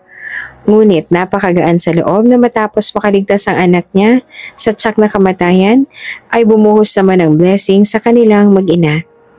Pabalik na si Lira sa kanyang anak nang maabutan niyang umiiyak si Yeye. Isang matangkad na babae ang inaakusahan ng kanyang anak na gumagawa raw ng kwento na sinasabi nitong sinabi raw ni Yeye na siya ang girlfriend ni Doc David. Hindi niya alam kung papaanong nasasabi ng anak niya iyon. Sino nagsabi rito ng ganon para paniwalaan niyo ng bata at ikwento yan sa iba? Hanggang sa huli, nalaman niyang kay Doc David pala mismo narinig iyon ni Yeye. Kaagad na inasikaso ng nurse si Yeye nang mahimatay ito. Dahil sa matinding takot at gulat ay nahimatay ang bata. Samantala, hinarap naman ni David ang fiancé niyang si Adriana. Hanggang sa mga oras na yon ay nanggagalaiti pa rin ang babae. Alam ni David na darating ang ganitong pagkakataon pero hindi maalis ang iritasyon sa sistema ng binata matapos ang ginawa ni Adriana sa mag-ina. She's just a child. Kakatapos niya lang makarecover sa sakit niya. Lalabas na dapat siya sa ospital pero bigla siyang nahimatay dahil sa ginawa mo, Adriana. Namilog ang mga mata ng babae nang marinig ang sinabi ni David. Anong ibig mo sabihin na kasalanan ko pa to? So kinakampihan mo pa yung dalawang yon? Huwag mo sabihin may relasyon nga kayo ng babaeng yon. Hindi ka agad nakapagsalita si David. Kalaunan ay iniwan niya ang babae na hindi niya malang masabi ang totoo. Hindi niya rin kasi alam kung ano nga ang dahilan kung bakit siya nagkakaganito. Sumunod hanggang sa klinik niya si Adriana. Nasa lubong nila si James. Kakaibang tingin na ipinukol ni James sa kanilang dalawa. Sinasabi niyang siya na ang bahala sa problema niya. Kaya ngayon nakikita ni James si Adriana na kasama ni David ay tsak na may malaking gulo na magaganap. Nagbitiw na nakakalokong ngisi si James at umiling. I told you, David. Samantala ay pabagsak naman na sinara ni Adriana ang pinto na makapasok sila sa klinik. Kausapin mo nga ako, David. Anong ibig sabihin nito? Anong koneksyon mo sa mag-inang yon? Talagang harap-harapan mo pa silang pinagtatanggol? Seriously? Sa pagkakataong to ay tila maiiyak na si Adriana. Ako ang fiancé mo. Kaya bakit parang sila pang kinakampihan mo? Of course, magre-react ako ng ganun dahil mahal kita. At sinasabi ng batang yun na may relasyon kayo ng mama niya? Sino hindi magagalit? Sana man lang ako munang inintindi mo. Stop it, Adriana. I don't want to talk about this. Natigilan ng babae. What do you mean? Nabaliwalain ko na lang? And you're mad at me after that? Wala akong kasalanan. Pero sa akin ka nagagalit, kaya paano ako titigil? Hindi na matigil ang pag-iyak ni Adriana. Napansin ni David ang kalmot at mga sugat ng babae. Nilapitan niya ito pero kaagad itong umiwas at iwinaksi ang kamay niya. Know what? You're right. I have to stop this. Don't talk to me ever again. Tapos ay umalis na si Adriana roon. Napabitiw ng malalim na buntong hininga si David. Aminadong binata na kasalanan niya ang lahat ng ito. Kung hindi lang dahil sa ginagawa niya ay hindi sana magkakagulo ng ganito. Samantala, maayos na ang kalagayan ni Yeye kung kaya't napanatag na si Lira. Payapa ang nakatulog na ang bata. Ilang oras ang dumaan bago gumising ang bata na kaagad na niyakap ni Lira. Diyos ko, Yeye anak. Mama, ani Yeye habang yakap-yakap ng ina niya. Umiyak ang bata at matagal itong kumalma. Nang kumalma na ito ay nagsimula na silang mag-usap. Wala naman pong mali sa sinabi ko. Ang sabi ni Doc David, girlfriend ka na raw po niya. Kaya yun po sinabi ko dun sa babae. Tapos bigla na lang po siyang nanigaw at nagalit sa akin. Hindi ko po alam kung ano pong problema niya. Wala naman po akong ginagawang masama. Naiyak na naman si Yeye nang ikwento ang tungkol doon. Kumuyom ang kamao ni Lira. Hindi niya inaasahang magagawa iyon ni Doc David sa kanila ng anak niya. Kaya kinagabihan ay nagtungo siya sa klinik ng doktor. Bukas na ulit sila makakalabas ng ospital. Pero bago yon ay may lilinawin siya sa doktor. Bago man lang sila maghiwalay ng landas. Nag-away sila ng babaeng yon at tumantong pa sa bayolenteng paraan. Ang mas malala ay nakita ng anak niya kaya hindi niya palalampasin yon. Gusto ko po kayo makausap. Aniya na makapasok sa klinik ng doktor. Lira, banggit nito at umayos ng upo. Lumapit siya sa desk ng doktor at nagtatagis ang bagang na nakadungaw dito. Gusto ko pong malaman kung papaano niyo po yan nasabi sa anak ko. Papaano niyo po nagawa magsinungaling sa anak ko? Dahil tuloy doon nagkakagulo. Nadamay ang anak ko. Maiiyak na sabi ni Lira. Napalunok si David at akmang lalapit kay Lira. Ngunit nagulat na umatras naman si Lira. I'm sorry. Sinabi ko lang yun dahil sa pangako ko sa kanya. Kumunot ang noon niya. Pangako? Anong pangako? Nangako akong pakakasalan kita kapag gumaling siya. Nagsikap siya. Tapos ngayon, gumaling siya. Hindi naman makagalaw si Lira sa susunod na narinig. Pakakasalan? Siya? Anong kalokohan ang pumasok sa isipan ni David upang sabihin yan sa anak niya? Aminin niyang gumana nga ang sinabi nito sa anak niya. Pero pinapaasa nito ang bata at ngayon naging dahilan pa ng gulo. Dahil iniisip mong stage 4 ng cancer ng anak ko kaya umaasa kang hindi siya tatagal kaya sinabi mong pakakasalan mo ako? Parang pinaglaruan niyo na rin ang nararamdaman ng anak ko. Tuluyan na ngang tumulo ang mga luha ni Lira. No, Lira. Kaya ako nasabi yon para lumaban ang bata. Para mas magkaroon siya ng dahilan para hindi mag-give up. Dahil maging ako ay hindi ko rin gustong mangyari kay Yeye. Nag-aalala rin ako sa kanya. Kaya kung yun ang paraan para makasurvive siya, gagawin ko. Napatulala si Lira. Hindi niya alam kung dapat niyang ipagpasalamat ang pagsisinungaling ng doktor sa anak niya. Unti-unti siyang umatras at walang sinabi nang umalis siya doon. Mas mabuti pang bumalik na lamang siya sa anak. Maaga silang umalis sa ospital. Maraming katanungan si Yeye tungkol kay Doc David. Pero hindi masyadong nagkukwento si Lira. Ayaw niyang pag-usapan si David. Bumalik sila sa apartment nila at naging masaya si Yeye na makalabas na sila. Sa wakas ay malaya na ulit na makakapaglaro ang anak niya. Hindi pa ganong katibay ang pangangatawan ni Yeye kung kaya't nasa bahay lang muna. Ngunit na makabawi na ito ng lakas ay sinasama niya ito sa mall at gumagala sila sa kung saan-saan. Hindi presko ang hangin dito sa syudad kung kaya't naisip ni Lyra na kailangan na nilang magbalik sa probinsya. Balak ni Lyra na magsimula sila ni Yeye ng bagong buhay roon. Natatakot na nga si Lyra na muling bumalik ang sakit ng anak, kaya todo-todo ang pag-aasikaso niya rito. Dadalhin niya ang anak sa mas safety na lugar. Kaya linggo ng umaga ay nagsimula na mag-empake si Lyra. Hinayaan lang muna ni Lyra ang anak na tumambay sa labas. Matapos nila mag-impake ng mga gamit, ay nagtungo siya sa likod kung saan nakaupo ang anak. Yeye anak, ayos ka lang? Malambing ang tanong sa anak sabay hawak sa balikat nito. Tumango ito at ngumiti. Susunod naman po si Doc David sa atin, diba? Doon na rin siya titira kasama natin, diba? Natigilan si Lyra. Ilang saglit ang nagdaan bago nagawang sumagot sa anak. Oo. Susunod si Doc David, sigurado. Alanganin na sagot niya. Hindi pa alam ng anak niya ang totoo.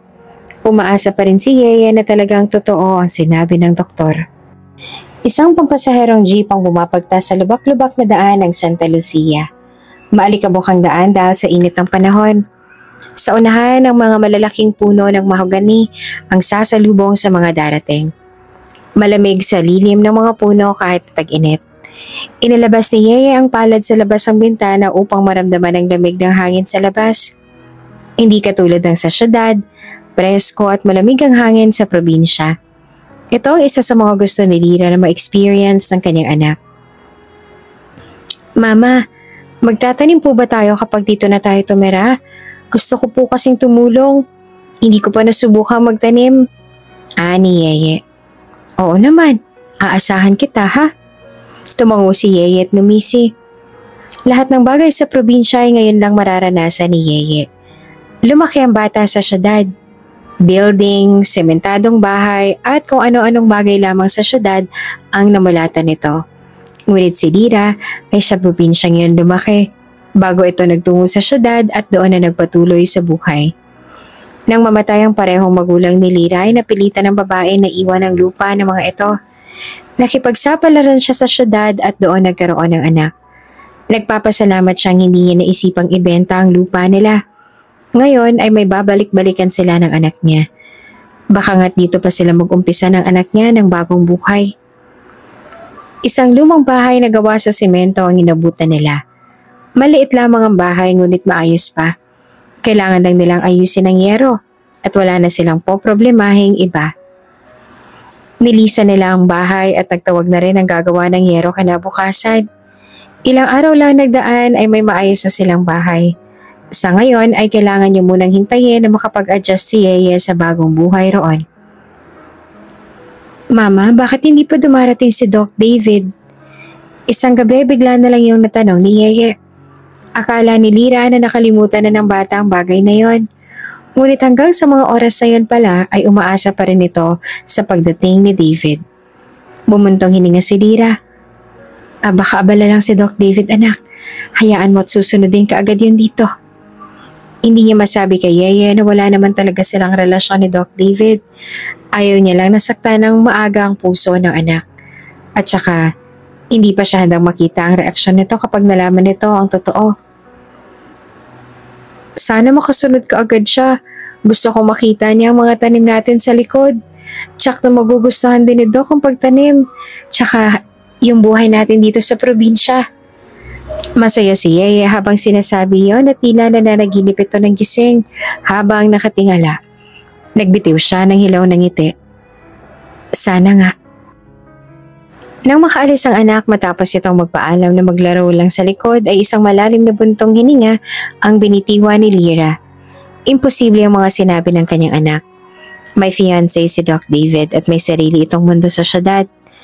Maganda ang buhay ng lalaki at nagawa lang nito yon dahil sa awa sa anak niya. Nagbitiw ng mapait na ngiti si Lyra. Ngayon pa lang ay nasasaktan na siya para sa anak. Samantala, nakatayo sa harapan ng apartment ni Lyra si David.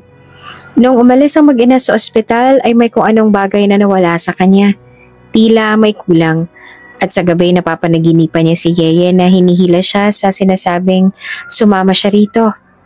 May kaunting pag-aalala na nararamdaman siya sa tuwing nananaginip siya ng ganoon. Napapaisip siya kung kamusta na kaya ang dalawa. Kamusta na kaya ang kalusugan ni Yeye? Bumalik na kaya ang pagiging bibo ng bata? Ilang araw na lang matapos ang pagdalaw ni Yeye sa panaginip niya, ay napagdesisyonan niyang magtungo rito sa apartment ng dalawa. Ngunit nalaman niyang umalis na palang mag-ina at lumipat na ng tirahan. Ngunit kahit naman nalaman niyang wala na doon ang dalawa, ay parati pa rin siyang dumadalaw doon. Hindi niya alam kung bakit may kung ano sa puso niyang umaasang maaaring bumalik pa ang dalawa sa apartment na iyon.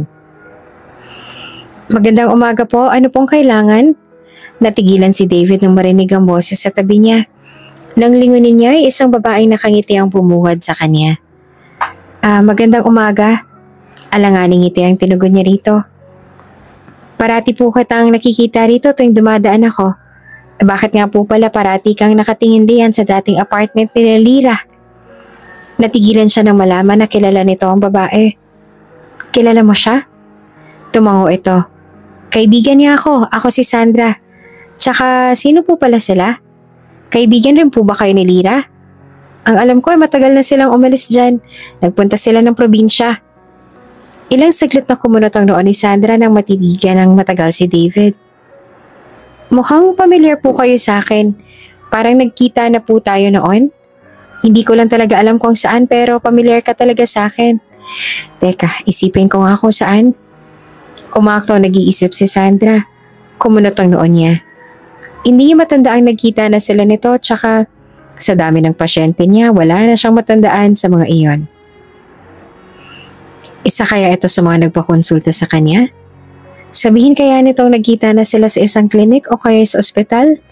Hindi na siya magtataka. Nagkataon pa talagang kaibigan nito ni Lira. Alam ko na kung saan kita nakita. Kaya naman pala familiar ka sa akin eh. Ngumisi si Sandra. Ha? Anong ibig mong sabihin? Kumunot ang noon niya.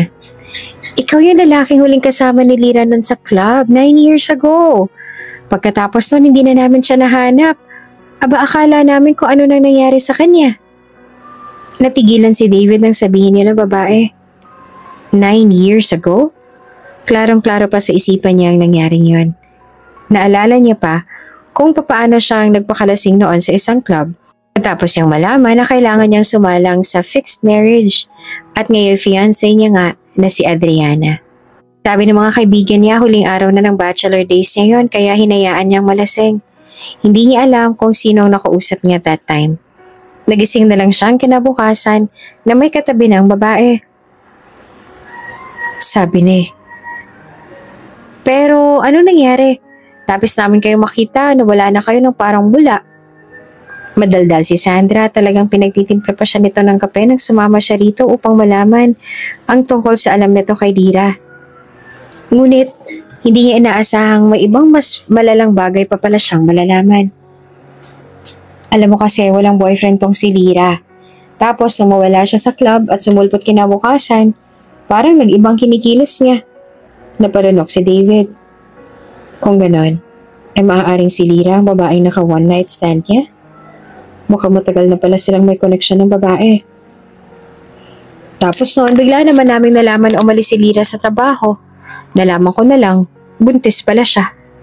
Nito. Muntik nang maibuga ni David ang kape nang biglang sabihin iyon ni Sandra. Namilog naman ang mga mata ng balingan niya ang babae. Wala naman siyang boyfriend doon. Kahit nung umalis siya sa trabaho, wala talaga siyang naging karelasyon.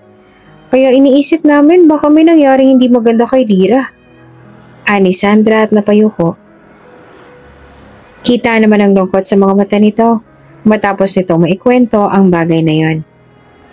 Ikaw ang huli nakita namin na kasama ni Lira bago siya nawala sa club.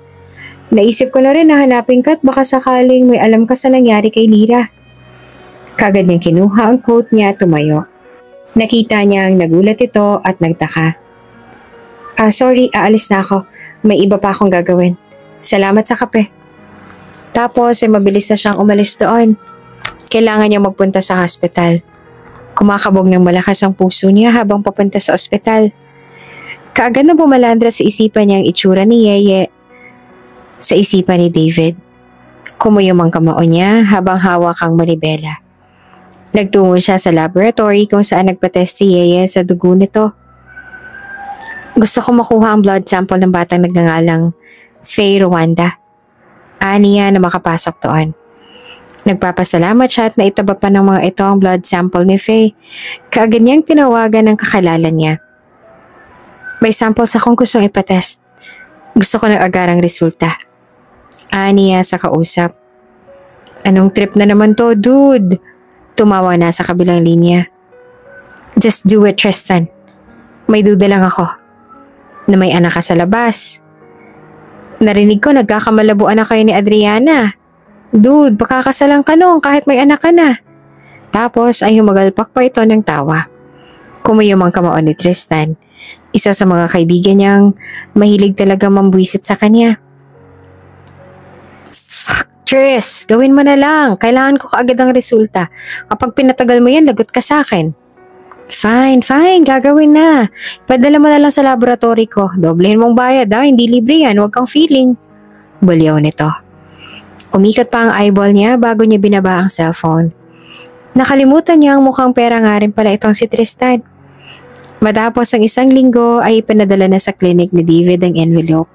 Ang mismong DNA result.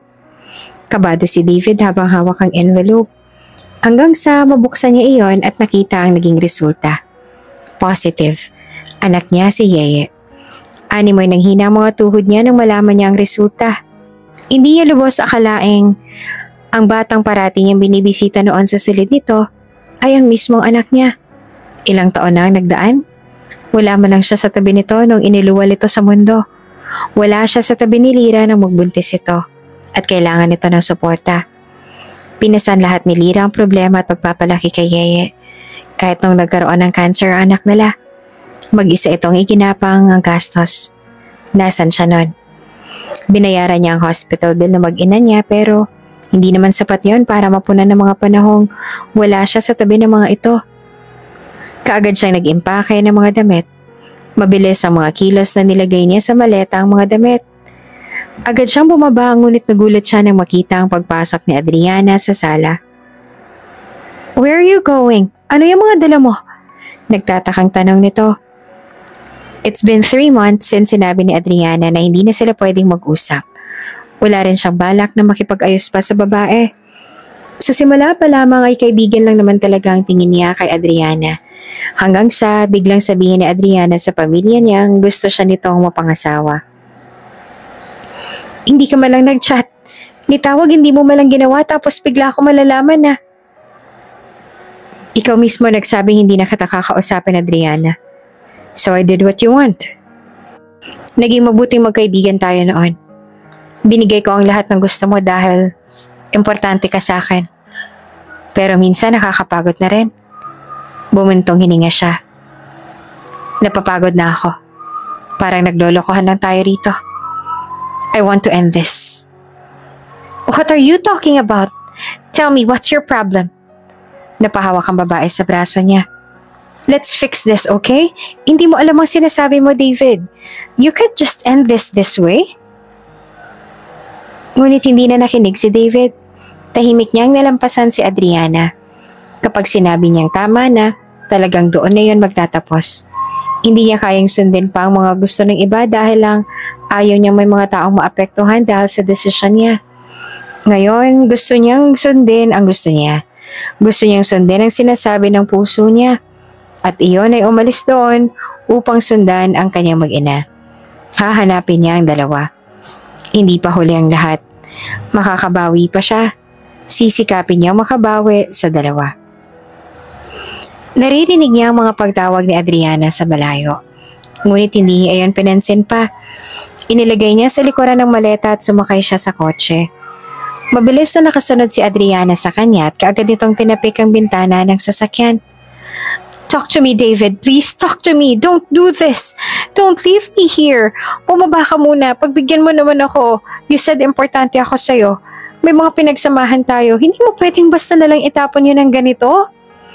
Sigaw ni Adriana sa labas habang sinusundan ng dahan-dahan na pagkilos ng kotse. I'll talk to tita and tito. Sasabihin ko sa kanilang ginawa mo, David. Hindi mo sila pwedeng suwayin. 3 buwan na nga ang nagdaan na natiling tahimik ang pamumuhay ni Lira at Yeye. Sa sulok ng probinsyang iyon, nagpapasalamat si Lira dahil kahit papaano, nakalimutan na ng anak ang tungkol kay David. Nagsimula nang pumasok sa paaralan si Yeye at sa linggong iyon ay nanatili muna sila sa bahay upang dumalo sa misa sa simbahan at distansya mula sa kanila. Sa araw na iyon din, sinasama ni Lira ang anak sa palengke upang mamili para sa 1 linggong budget. Malayo ang palengke kaya't kinailangan nilang bilhin ang lahat na kailangan nila sa tuwing mamamalengke upang hindi sila mahirapan. Sa linggong yon, bumili ng lechong manok si Lira. Kada linggo ay masarap ang ulam nila. Sahod ni Lira sa pinapasukang karinderya sa palengke. Kahit papaano ay nagagawa na nilang makasurvive sa probinsyang yon nang walang utang. Nabibili niya na rin ang mga kailangan ng anak at nakakapag-ipon na rin. Isukat mo nga to anak. Kaagad niyang tinaas ang bagong damit na nabili niya sa palengke kanina. Kahit walang okasyon ay binibilhan niya ng bagong damit si Yeye. Nagtatrabaho siya para sa kailangan ng anak niya. Kaya walang makakapagpigil sa kanya kung kada linggo ay bibilhan niya ng bagong damit ang kanyang anak. Wow, bago na naman ulit. Agad na tumakbo palapit si Yeye sa kanya upang tingnan ang bagong damit. Napangiti siya. Pink, paboritong kulay mo. Isusukat ko po agad. Excited ang anak niya na pumasok sa silid upang isukat ang binili niya. Mabilis naman itong naisuot ang damit at kaagad na lumabas. Ang ganda po. Bulalas nito sabay ikot. Kaya lang napahinto ito nang biglang may mapagtanto. Kaya lang po wala naman po kayong binili para sa inyo. Ngumiti siya ng tipid. Ayos lang, maayos pa naman ang damit ko. 5 pares lang po yun. Samantalang sa akin halos puno na po ang malaking drawer ko. Sana po sa susunod bumili ka na rin po ng para sa inyo. Nito at bumukas ang lungkot sa mga mata. Bumuntong hininga siya. Sa susunod bibili na rin ako ng para sa akin. Naisip niyang sa ukay siya bibili. Basta may maipakita siya sa anak niya, ayos na yon. Ang importante ay hindi ito magtampo. Ilang saglit ay natigil sila sa ginagawa nang biglang may kumatok sa pinto. Pareho silang napatingin doon at hindi kaagad nakapagsalita. Ilang saglit pa ay tumayo si Lira upang siya nang magbukas ng pinto.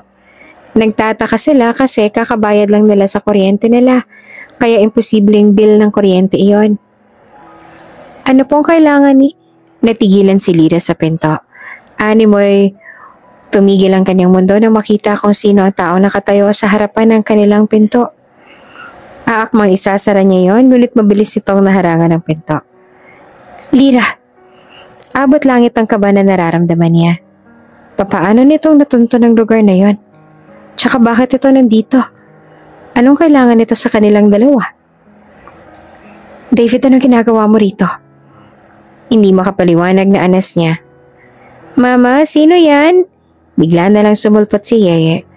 Bago mapigilan ni Lira ay nakalabas ng anak niya. Ngunit maging ang bata ay natigilan din ang makita kung sino ang nasa pintuan. Tila hindi makapagsalita ang bata.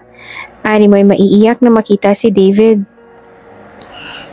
Dok, David? Nanginginig ang boses sa sambit ni Yeye. Yeye, baby! Agad na tumakbo palapit kay David ang bata at niyakap si Yeye ng mahigpit. Mo'y nasa alapaap si David ngayong nakakulong nasa braso ang kanyang anak. Naghintay po ako. Bakit ang tagal po ninyong dumating? Bakit ngayon lang po kayo? Bulalas ng bata habang umiiyak. Hindi naman mapigilan ni Lira ang luha sa mga mata. Masaya siya nakikitang masaya ang anak niya, ngunit nababahala siya na baka umaasa na naman ang anak at baka malaman nito ang totoong ginawa ni David. Ayaw niyang masaktan ng anak. Sorry baby, sorry. Sorry kung pinaghintay kita. Hindi na mauulit. Pag-aalo ni David sa anak. Hinalikan ni David ang bata sa noon ng tumahan na ito. Ngumiti ito at halos ayaw nang bumitaw kay David. Sa isipin ni Lira, hindi naman kaano-ano ni David ang anak niya, ngunit nakakapagtaka ang ibinibigay nitong atensyon sa anak niya. At talaga nagawa pa nga nitong sumunod sa kanila doon upang makita lang ang bata. Sinamahan ni David si Yeye sa higaan hanggang sa makatulog ang bata. Saka naman nagkaroon ng pagkakataon si Lyra para kausapin ng lalaki. Doc, David, ano ho ba talaga ang kailangan mo at talagang sinundan mo pa kami rito? Nakamove on akong anak ko sa sinabi mo. Kaunting-kaunti na lang malilimutan ka na niya. Tapos bigla kang sumulpot ulit dito. Para saan? Ano ba talaga ang gusto mo? Hindi na napigilan ni Lyra ang magtaas ng boses. Galit na galit siya. Dahil sa presensya ni David, mas lalo lang mahihirapan ang anak niyang kalimutan ng lalaking ito. I am here for this. Isang envelope ang inalahad ni David sa kanya. Kumunot ang noon niya habang nakatitig sa hawak ni David. Ano yan? Tungkol ba yan sa sakit ng anak ko? Kaya ka ba nagpakita ulit dito? Eh di ba nakaligtas na siya mula sa sakit na yon? Kinakabahan na sambit niya. No, Lyra, but open it. Kaya wala siyang choice kundi ang abutin na lang ang envelope upang tingnan ang laman niyon. Nanginginig ang kamay na itinaas niya ang laman ng envelope. Isang DNA ang nakikita niya. Positive. Nagugulahang bumaling siya kay David. Ano ba to? Anong kinalaman nito sa pagpunta mo rito? Bakit mo pinapakita ito? Kay Yeye at sa akin ang DNA test result na yan. Malamlam ang mga mata ni David habang nakatitig kay Lyra. Lyra, I am the father of Yeye. Hindi naman na makapagsalita si Lyra. Animoy na estatwa na siya sa kinatatayuan. Hindi kaagad maproseso ng utak niya ang mga narinig. Hindi pa siya nakaka-recover sa presensya ng lalaki sa bahay nila. Tapos bigla nitong sasabihin, ito ang ama ng kanyang anak? Na anak din ito si Yeye? Parang gusto niyang matawa. Anong kalokohan na naman ito? Lyra, I'm really sorry. It's been 9 years. Sa loob ng ilang taon na yon ay wala ako roon. Hindi ako nandito para guluhin kayo. Nandito ako para magkasama tayo. Nakaya nila yung ilang taon na wala si David. Kakayanin din nila na wala ang lalaki. Ngunit ang tanong, kaya ni Yeye? Gayong sobrang lalim na ng ginaging koneksyon ng bata sa lalaki. Ayos lang sana kung hindi na-attach ang bata kay David. Siguro dahil sa lukso ng dugo kaya gano'n na lang kasabik at gusto ng anak niyang makita si David. Matapos magpakita sa kanila ni David ay nalaman niyang pumasok na si David sa isa sa hospital malapit sa probinsya nila. Para titong bumibisita sa anak niya gabi-gabi sa tuwing tapos na ang trabaho nito sa ospital mga bandang 6 p.m. Hanggang sa mga oras na yon ay hindi niya pa rin magawang sabihin sa anak niya ang totoo. Hindi niya alam kung ano magiging reaksyon nito. Sa ngayon ay hahayaan niya munang magkita ang dalawa. Ang totoo niyan ay maging siya hindi pa handang tanggapin si David sa buhay nila ng anak niya. Hahayaan na kitang magpasya kung sasabihin mo sa anak natin ang totoo. Wala akong karapatang magdesisyon para dyan, Lyra. Ikaw ang mas nagsakripisyo at nagpalaki sa kanya. Minsan ay nasabi ni David nang malaman nitong hindi niya pala nasasabi sa anak ang tungkol sa DNA test na ipinakita ni David. Mama, anong problema? May nakalimutan ka na naman bang bilhin? Ani Yeye nang mapansin ang malalim niyang pag-iisip habang naglalakad sila. Gumiti siya at umiling. Wala anak, may iniisip lang si Mama. Pero hindi na yun importante. Tumangu-tango ang anak. Mahilig si Doc David sa mga seafood, Mama. Bumili kaya tayo ng seafood sa susunod. Alanganin naman ng ngiting binitawan niya. Okay, sige. Pagkatapos ay nagpatuloy na sila sa paglalakad. Gabi-gabi na nasa bahay si David. Parati nila itong nakakasama sa hapag. Animoy at home ang lalaki sa bahay nila. Sa pabalik-balik nito sa bahay nila ay kulang na lang doon na ito tumira. Lyra! Napalingon sila sa tumawag na pangalan niya. Nakita nila si Tonyo, isang lalaking may matipunong katawan. Matangkad, ngunit ang alam nila ay may baklang kinakasama. Ang bakla raw mismo bumubuhay sa lalaki, kumindot ito. Sakay ito ng motor na binili ng baklang kinakasama nito. San kayo? Uuwi na kayo? Angkas na kayo sa akin para hindi na kayo mahirapan, lalo ka na Lyra. May lambing sa boses ni Tonyo. Napakurap-kurap siya. Ganito talaga si Tonyo sa mga babae sa lugar nila. Depende na lang talaga sa babae kung magpapaloko ito kay Tonyo. Ay hindi na, may dadaanan pa kami ng anak ko. Pagdadahilan ni Lyra. Ay sus, samahan ko na kayo. Baka manakit ang paa niyo kakalakad. Mahirap na. Git pa nito. Umiling siya. Hindi na, ayos lang talaga. Salamat na lang. Nagbitiw siya ng tipid ng ngiti sa lalaki. Ngunit nagulat na lang siya nang may biglang pumaradang itim na sasakyan. Sinadya pa nitong takpan si Tonyo sa paningin nila. Tsaka bumaba ang pintana ng kotse. Iniluwa roon si David. Doc David! Bulalas ni Yeye. Isang malakas na naman na murang pinakawalan ni Tonyo na pinakain ng alikabok ng sasakyan ni David. Tara na, ihahatid ko na kayo. Anyaya naman ni David at ngumiti sa kanila. Sumunod ang mga mata ni David sa paalis na si Tonyo. Talagang humirit pa ito sa mag-iina niya. Wala itong pag-asa sa dalawang babae. Dadaan muna ito sa bangkay niya bago pa nito malapit ang kanyang mag-ina. Pinagbuksan niya ng pinto si Lyra. Hindi nakatakas sa kanyang pagbuntong hininga nito. Alam ni David na hindi pa siya matanggap ni Lyra sa buhay ng mga ito, ngunit sisikapin niyang mapalapit sa babae. Nang makatulog si Yeye ay nagkaroon sila ng oras para makapag-usap. Hindi ka ba hinahanap ng fiancé mo sa inyo? Panimula ni Lyra. Tinapos ka na ang lahat sa amin, Lyra. May sarili akong desisyon sa buhay. At desisyon kong magpunta rito para makasama kayong dalawa. Madamdaming sagot ni David. Ganun ba? E paano kung magalit ang mga magulang mo kapag nalaman nilang yung anak nilang doktor ay nakabuntis ng isang hamak na janitress? Naisip mo bang maaaring gulo ito, David? Hindi naman ang mga magulang ko magsasabi kung sino ang dapat kong makasama, Lyra. Kahit sabihin ko sa kanilang pakakasalan kita ngayon, wala silang magagawa. Gaya ng sabi ko, may mga sarili akong desisyon sa buhay. Tugon nito habang nakapaskil sa mga mata ang kaseryosohan. Natigilan si Lyra sa susunod na sinabi ni David. Hindi niya inaasahang lalabas iyon sa bibig nito. Ngunit mula sa pagkatulala ay napalitan ng sarkastikong tawa iyon. Gusto mo akong pakasalan dahil lang nalaman mo ang anak mo si Yeye? Nagbitiw ulit siya ng sarkastikong tawa.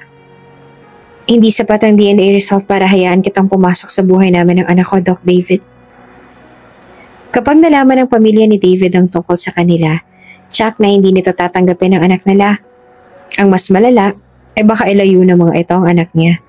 Alam niyang wala siyang laban sa yaman ng pamilya ni David, kaya kailangan niyang maniguro. Si Doc David ang totoo kong papa? Parang naitulos sa kinatatayuan si Lyra nang marinig ang boses na iyon. Maging si David ay hindi na nakagalaw. Nang balingan niya ang pinanggalingan ng boses ay nakita niya ang anak niya, si Yeye. Umiiyak ito at palipat-lipat ang mga mata sa kanilang dalawa. Kita ang pagkalito sa mga mata nito. Totoo po bang narinig ko? Si Doc David ang totoo kong ama? Kay Lyra tumingin si Yeye. Animoy sa kanya ito humihingi ng sagot. Nangatog ang mga tuhod niya. Hindi niya alam kung papaanong sisimulan. Mama, sagutin niyo po ako. Totoo po bang narinig ko? Nanginginig ang boses ng kanyang anak. Binalingan niya si David. Wala sa sarili nagkatitigan sila ng lalaki. Nakita niya sa mga mata ng lalaki na hinihintay nito ang desisyon niya. Ayaw nitong makialam sa bagay na yon. Gusto nitong irespeto ang plano niya ngayong narinig na ng anak niya ang totoo. You have to talk to her, ani David, at hindi na umalis sa likuran niya. Ayaw lumabas ni Yeye sa silid. Nag-alala na si Lyra. Hindi niya na alam ang gagawin. Maging si David ay hindi na pinakinggan si Yeye. Nagtatampo ang bata. Animoy sinasaksak siya sa puso ng mga katagang binitiwan nito kagabi. Ang sabi niyo po, wala na po akong papa. Ang sabi niyo, hindi niyo alam kung nasa ng totoo kong papa. Matagal niyo na palang alam na nandito na pala siya pero hindi niyo sinabi sa akin. Kaya pala gustong gusto ko siyang makasama. Kaya pala ayaw ko siyang mawala sa paningin ko. Kaya pala gustong gusto ko siya kasi siya pala talaga ang papa ko. Kahit nahihirapan na sa pagsasalita ang anak dahil sa pag-iyak, ay nagawa pa rin itong sabihin ang mga salitang yon. Ilang saglit pa ay dumating si David. Umalis si Lyra sa may pinto upang si David naman ang sumubok. May dalang ice cream na strawberry flavor si David. Kahit saglit pa lang nitong nakasama ang anak nila, alam na kaagad nito kung anong paborito ng anak. Yaya, baby, pwede ba akong pumasok? Baka matunaw tong strawberry ice cream na dala ko. Sayang naman to. Sinamaan niya ng tingin si David at talagang balak pa nitong solohin ang anak nila. Kapag nakapasok ako, sumunod ka kaagad. Kausapin natin siya. Pagkaklaro ni David sa kanya. Kaya lang hindi naman umepekto ang plano nila. Dahil talagang nagmatigas si Yeye. Hindi ito nagsalita. Inabot na ng tanghali at hindi pa rin lumalabas ang bata. Nag-aalala na si Lyra. Wala pang kain-kain si Yeye. Hindi niya alam kung anong dapat sabihin sa anak. Upang makinig ito sa kanila. At saka dahil sa pabalik-balik ni David sa bahay, ay nagdesisyon na rin itong umabsent na nga sa ospital. Nakaupo si Lyra sa labas ng pinto ng silid ni Yeye. Wala pa rin sagot si Yeye mula kanina. Hanggang sa dumating si David na natiling madilim ang kabahayan maliban sa ilaw na mula sa silid ni Yeye. Nagbukas ng ilaw ang anak nila ngunit wala itong balak na harapin sila. David, hindi pa rin siya lumalabas. Umiiyak ng sumbong sa lalaki nang makarating ito. Niyakap siya nito. Kakausapin natin siya ulit. Kaya lang ayaw niyang magsalita. Nag-aalala na ako. Umiyak na si Lyra. Kaya panayang punas si David sa pisngi ng babae. Niyakap siya ulit nito. Sa ating dalawa, ikaw ang mas nakakakilala sa anak natin. Tsaka kung mas alam mo kung paano kausapin si Yeye. Matagal akong wala sa tabi ng anak natin. Wala akong nagawa. At hanggang ngayon ay wala pa rin ako magawa dahil kahit akong ama niya, hindi naman ako kilala ng anak ko. Nagbitiw ng mapait ng ngiti si David. Napanganga si Lyra ng pagmasdan ng lalaki. Ramdam niya ang pait sa bawat kataga ni David. Sabi nila magaling daw akong doktor. Pero hindi ako naniniwala. Paano ba ako naging magaling kung yung mismong pamilya ko ay napabayaan ko? Sa ating dalawa, ikaw ang mas magaling, Lyra. Masuyong tingin ang iginawad nito sa kanya. Dahil kinaya mo ang lahat ng yun nang wala ako. Hindi ko magagawa iyon kung ako yun. Kalaunan ay sumilay ang mapait na ngiti sa labi ni Lyra. Tumingin siya sa madilim na sala. Huwag mong sabihin yan, magaling ka. Huwag mong kalimutan ang mga sinabi mo sa anak natin. Yun ang nagligtas sa kanya mula sa sakit niya. Kung hindi mo siya niloko noon, baka wala na sa atin si Yeye. Baka hindi na natin siya kasama ngayon. Aniya. Ilang saglit ay naramdaman ni Lyra ang kamay ng lalaki. Napalingon siya dito nang tuluyan na nitong hawakan ng kamay niya. Dumaan tuloy ang pakiramdam ko dahil sa sinabi mo. Ani ni David at nanatili ang pait sa mga mata. Ngumiti si Lyra at binalingan si David. You're welcome. Ilang salit pa ay napatingin sila sa pinto nang biglang mag-click ang doorknob niyon. Kaagad silang napatayo ang dalawa. Sunod ay inaluwa ni Yeye mula sa loob ng silid. Umiiyak si Yeye. Anak, bulala si Lyra. Pero mabilis na lumapit si Yeye sa kanilang dalawa at yumakap. Agad naman nagumanti sina David at Lyra sa yakap ng anak. Ayos na po ako. Sorry po kung nagmatigas ako. Sorry po kung pinag-alala ko kayo. Sorry po talaga. Humagulhol ang bata. Kaagad na yumuko naman si Lyra upang maayos na mayakap ang anak. Ilang saglit ang dumaan bago tumahan si Yeye. Nang kumalma na ito ay kaagad itong lumapit kay David. Papa, hindi pa rin ako makapaniwala na ikaw talaga ang papa ko. Hinawakan ni David ang pisngi ng anak. Sorry. Sorry sa lahat ng nagawa ni Papa ha. Simula ngayon hindi nalalayo si Papa. Parati niyo na ako makakasama. Tumangutango si Yeye. Gusto ko po yun. Sabi ko noong kay God, gusto ko mag-asawa si Mama na kasing bait ninyo. Pero hindi ko inaasahan na kayo mismo ang binibigay niya. Ang saya-saya ko. Napakama si David sa batok. Masyado mo naman akong pinuri kay God. Natawa si Yeye. Hindi maalis ang ngiti sa labi ni Lyra habang pinagmamasdan ng pagkukulitan ng mag-ama niya. Nagluto siya ng seafood katulad ng request ni Yeye para sa gabing yon. Masaya nilang pinagsaluhan ang hapunan. Ngunit bago iyon ay hindi nila nakalimutang magpasalamat sa Panginoon para sa mga biyayang natanggap. Hindi lang chance na mabuhay si Yeye ang pinagkaloob ng Diyos, kundi maging ang buo at masayang pamilya. Tama nga, in every rain there's a rainbow. Matapos ang malaking dagok sa buhay nila ay isang walang kapantay na regalo ang kapalit. Amen! Sabay-sabay nilang sampit matapos ang mahabang dasal ni Lyra. Papa, mabilis ka bang mag-pray? Bali ni Yeye sa ama. Natigilan si David nang marinig mula sa bibig ng anak ang salitang Papa. Matagal bago nakasagat si David. Sakto lang. Sa susunod, ikaw naman mag-pray ha. Kapag si mama kasi nagpe-pray, nagkaka-ulcer muna tayo bago matapos. Napatawa si David, samantalang sinamaan naman ni Lyra ng tingin ng dalawa. Tiklop ang mga ito sa isang tingin niya lamang. Nagsimula na silang kumain at nilagyan ni Lyra ng kanin ng mga plato ng mag-ama niya.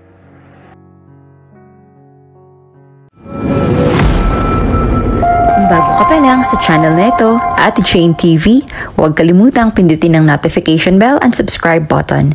Sana po hindi naman malaking abala sa inyo ang pagpindot ng subscribe button dahil ang kapalit po nito ay ang pagsuporta para makapag-produce ng mga libreng stories sa mga channels ni Ate Jane. Maraming salamat!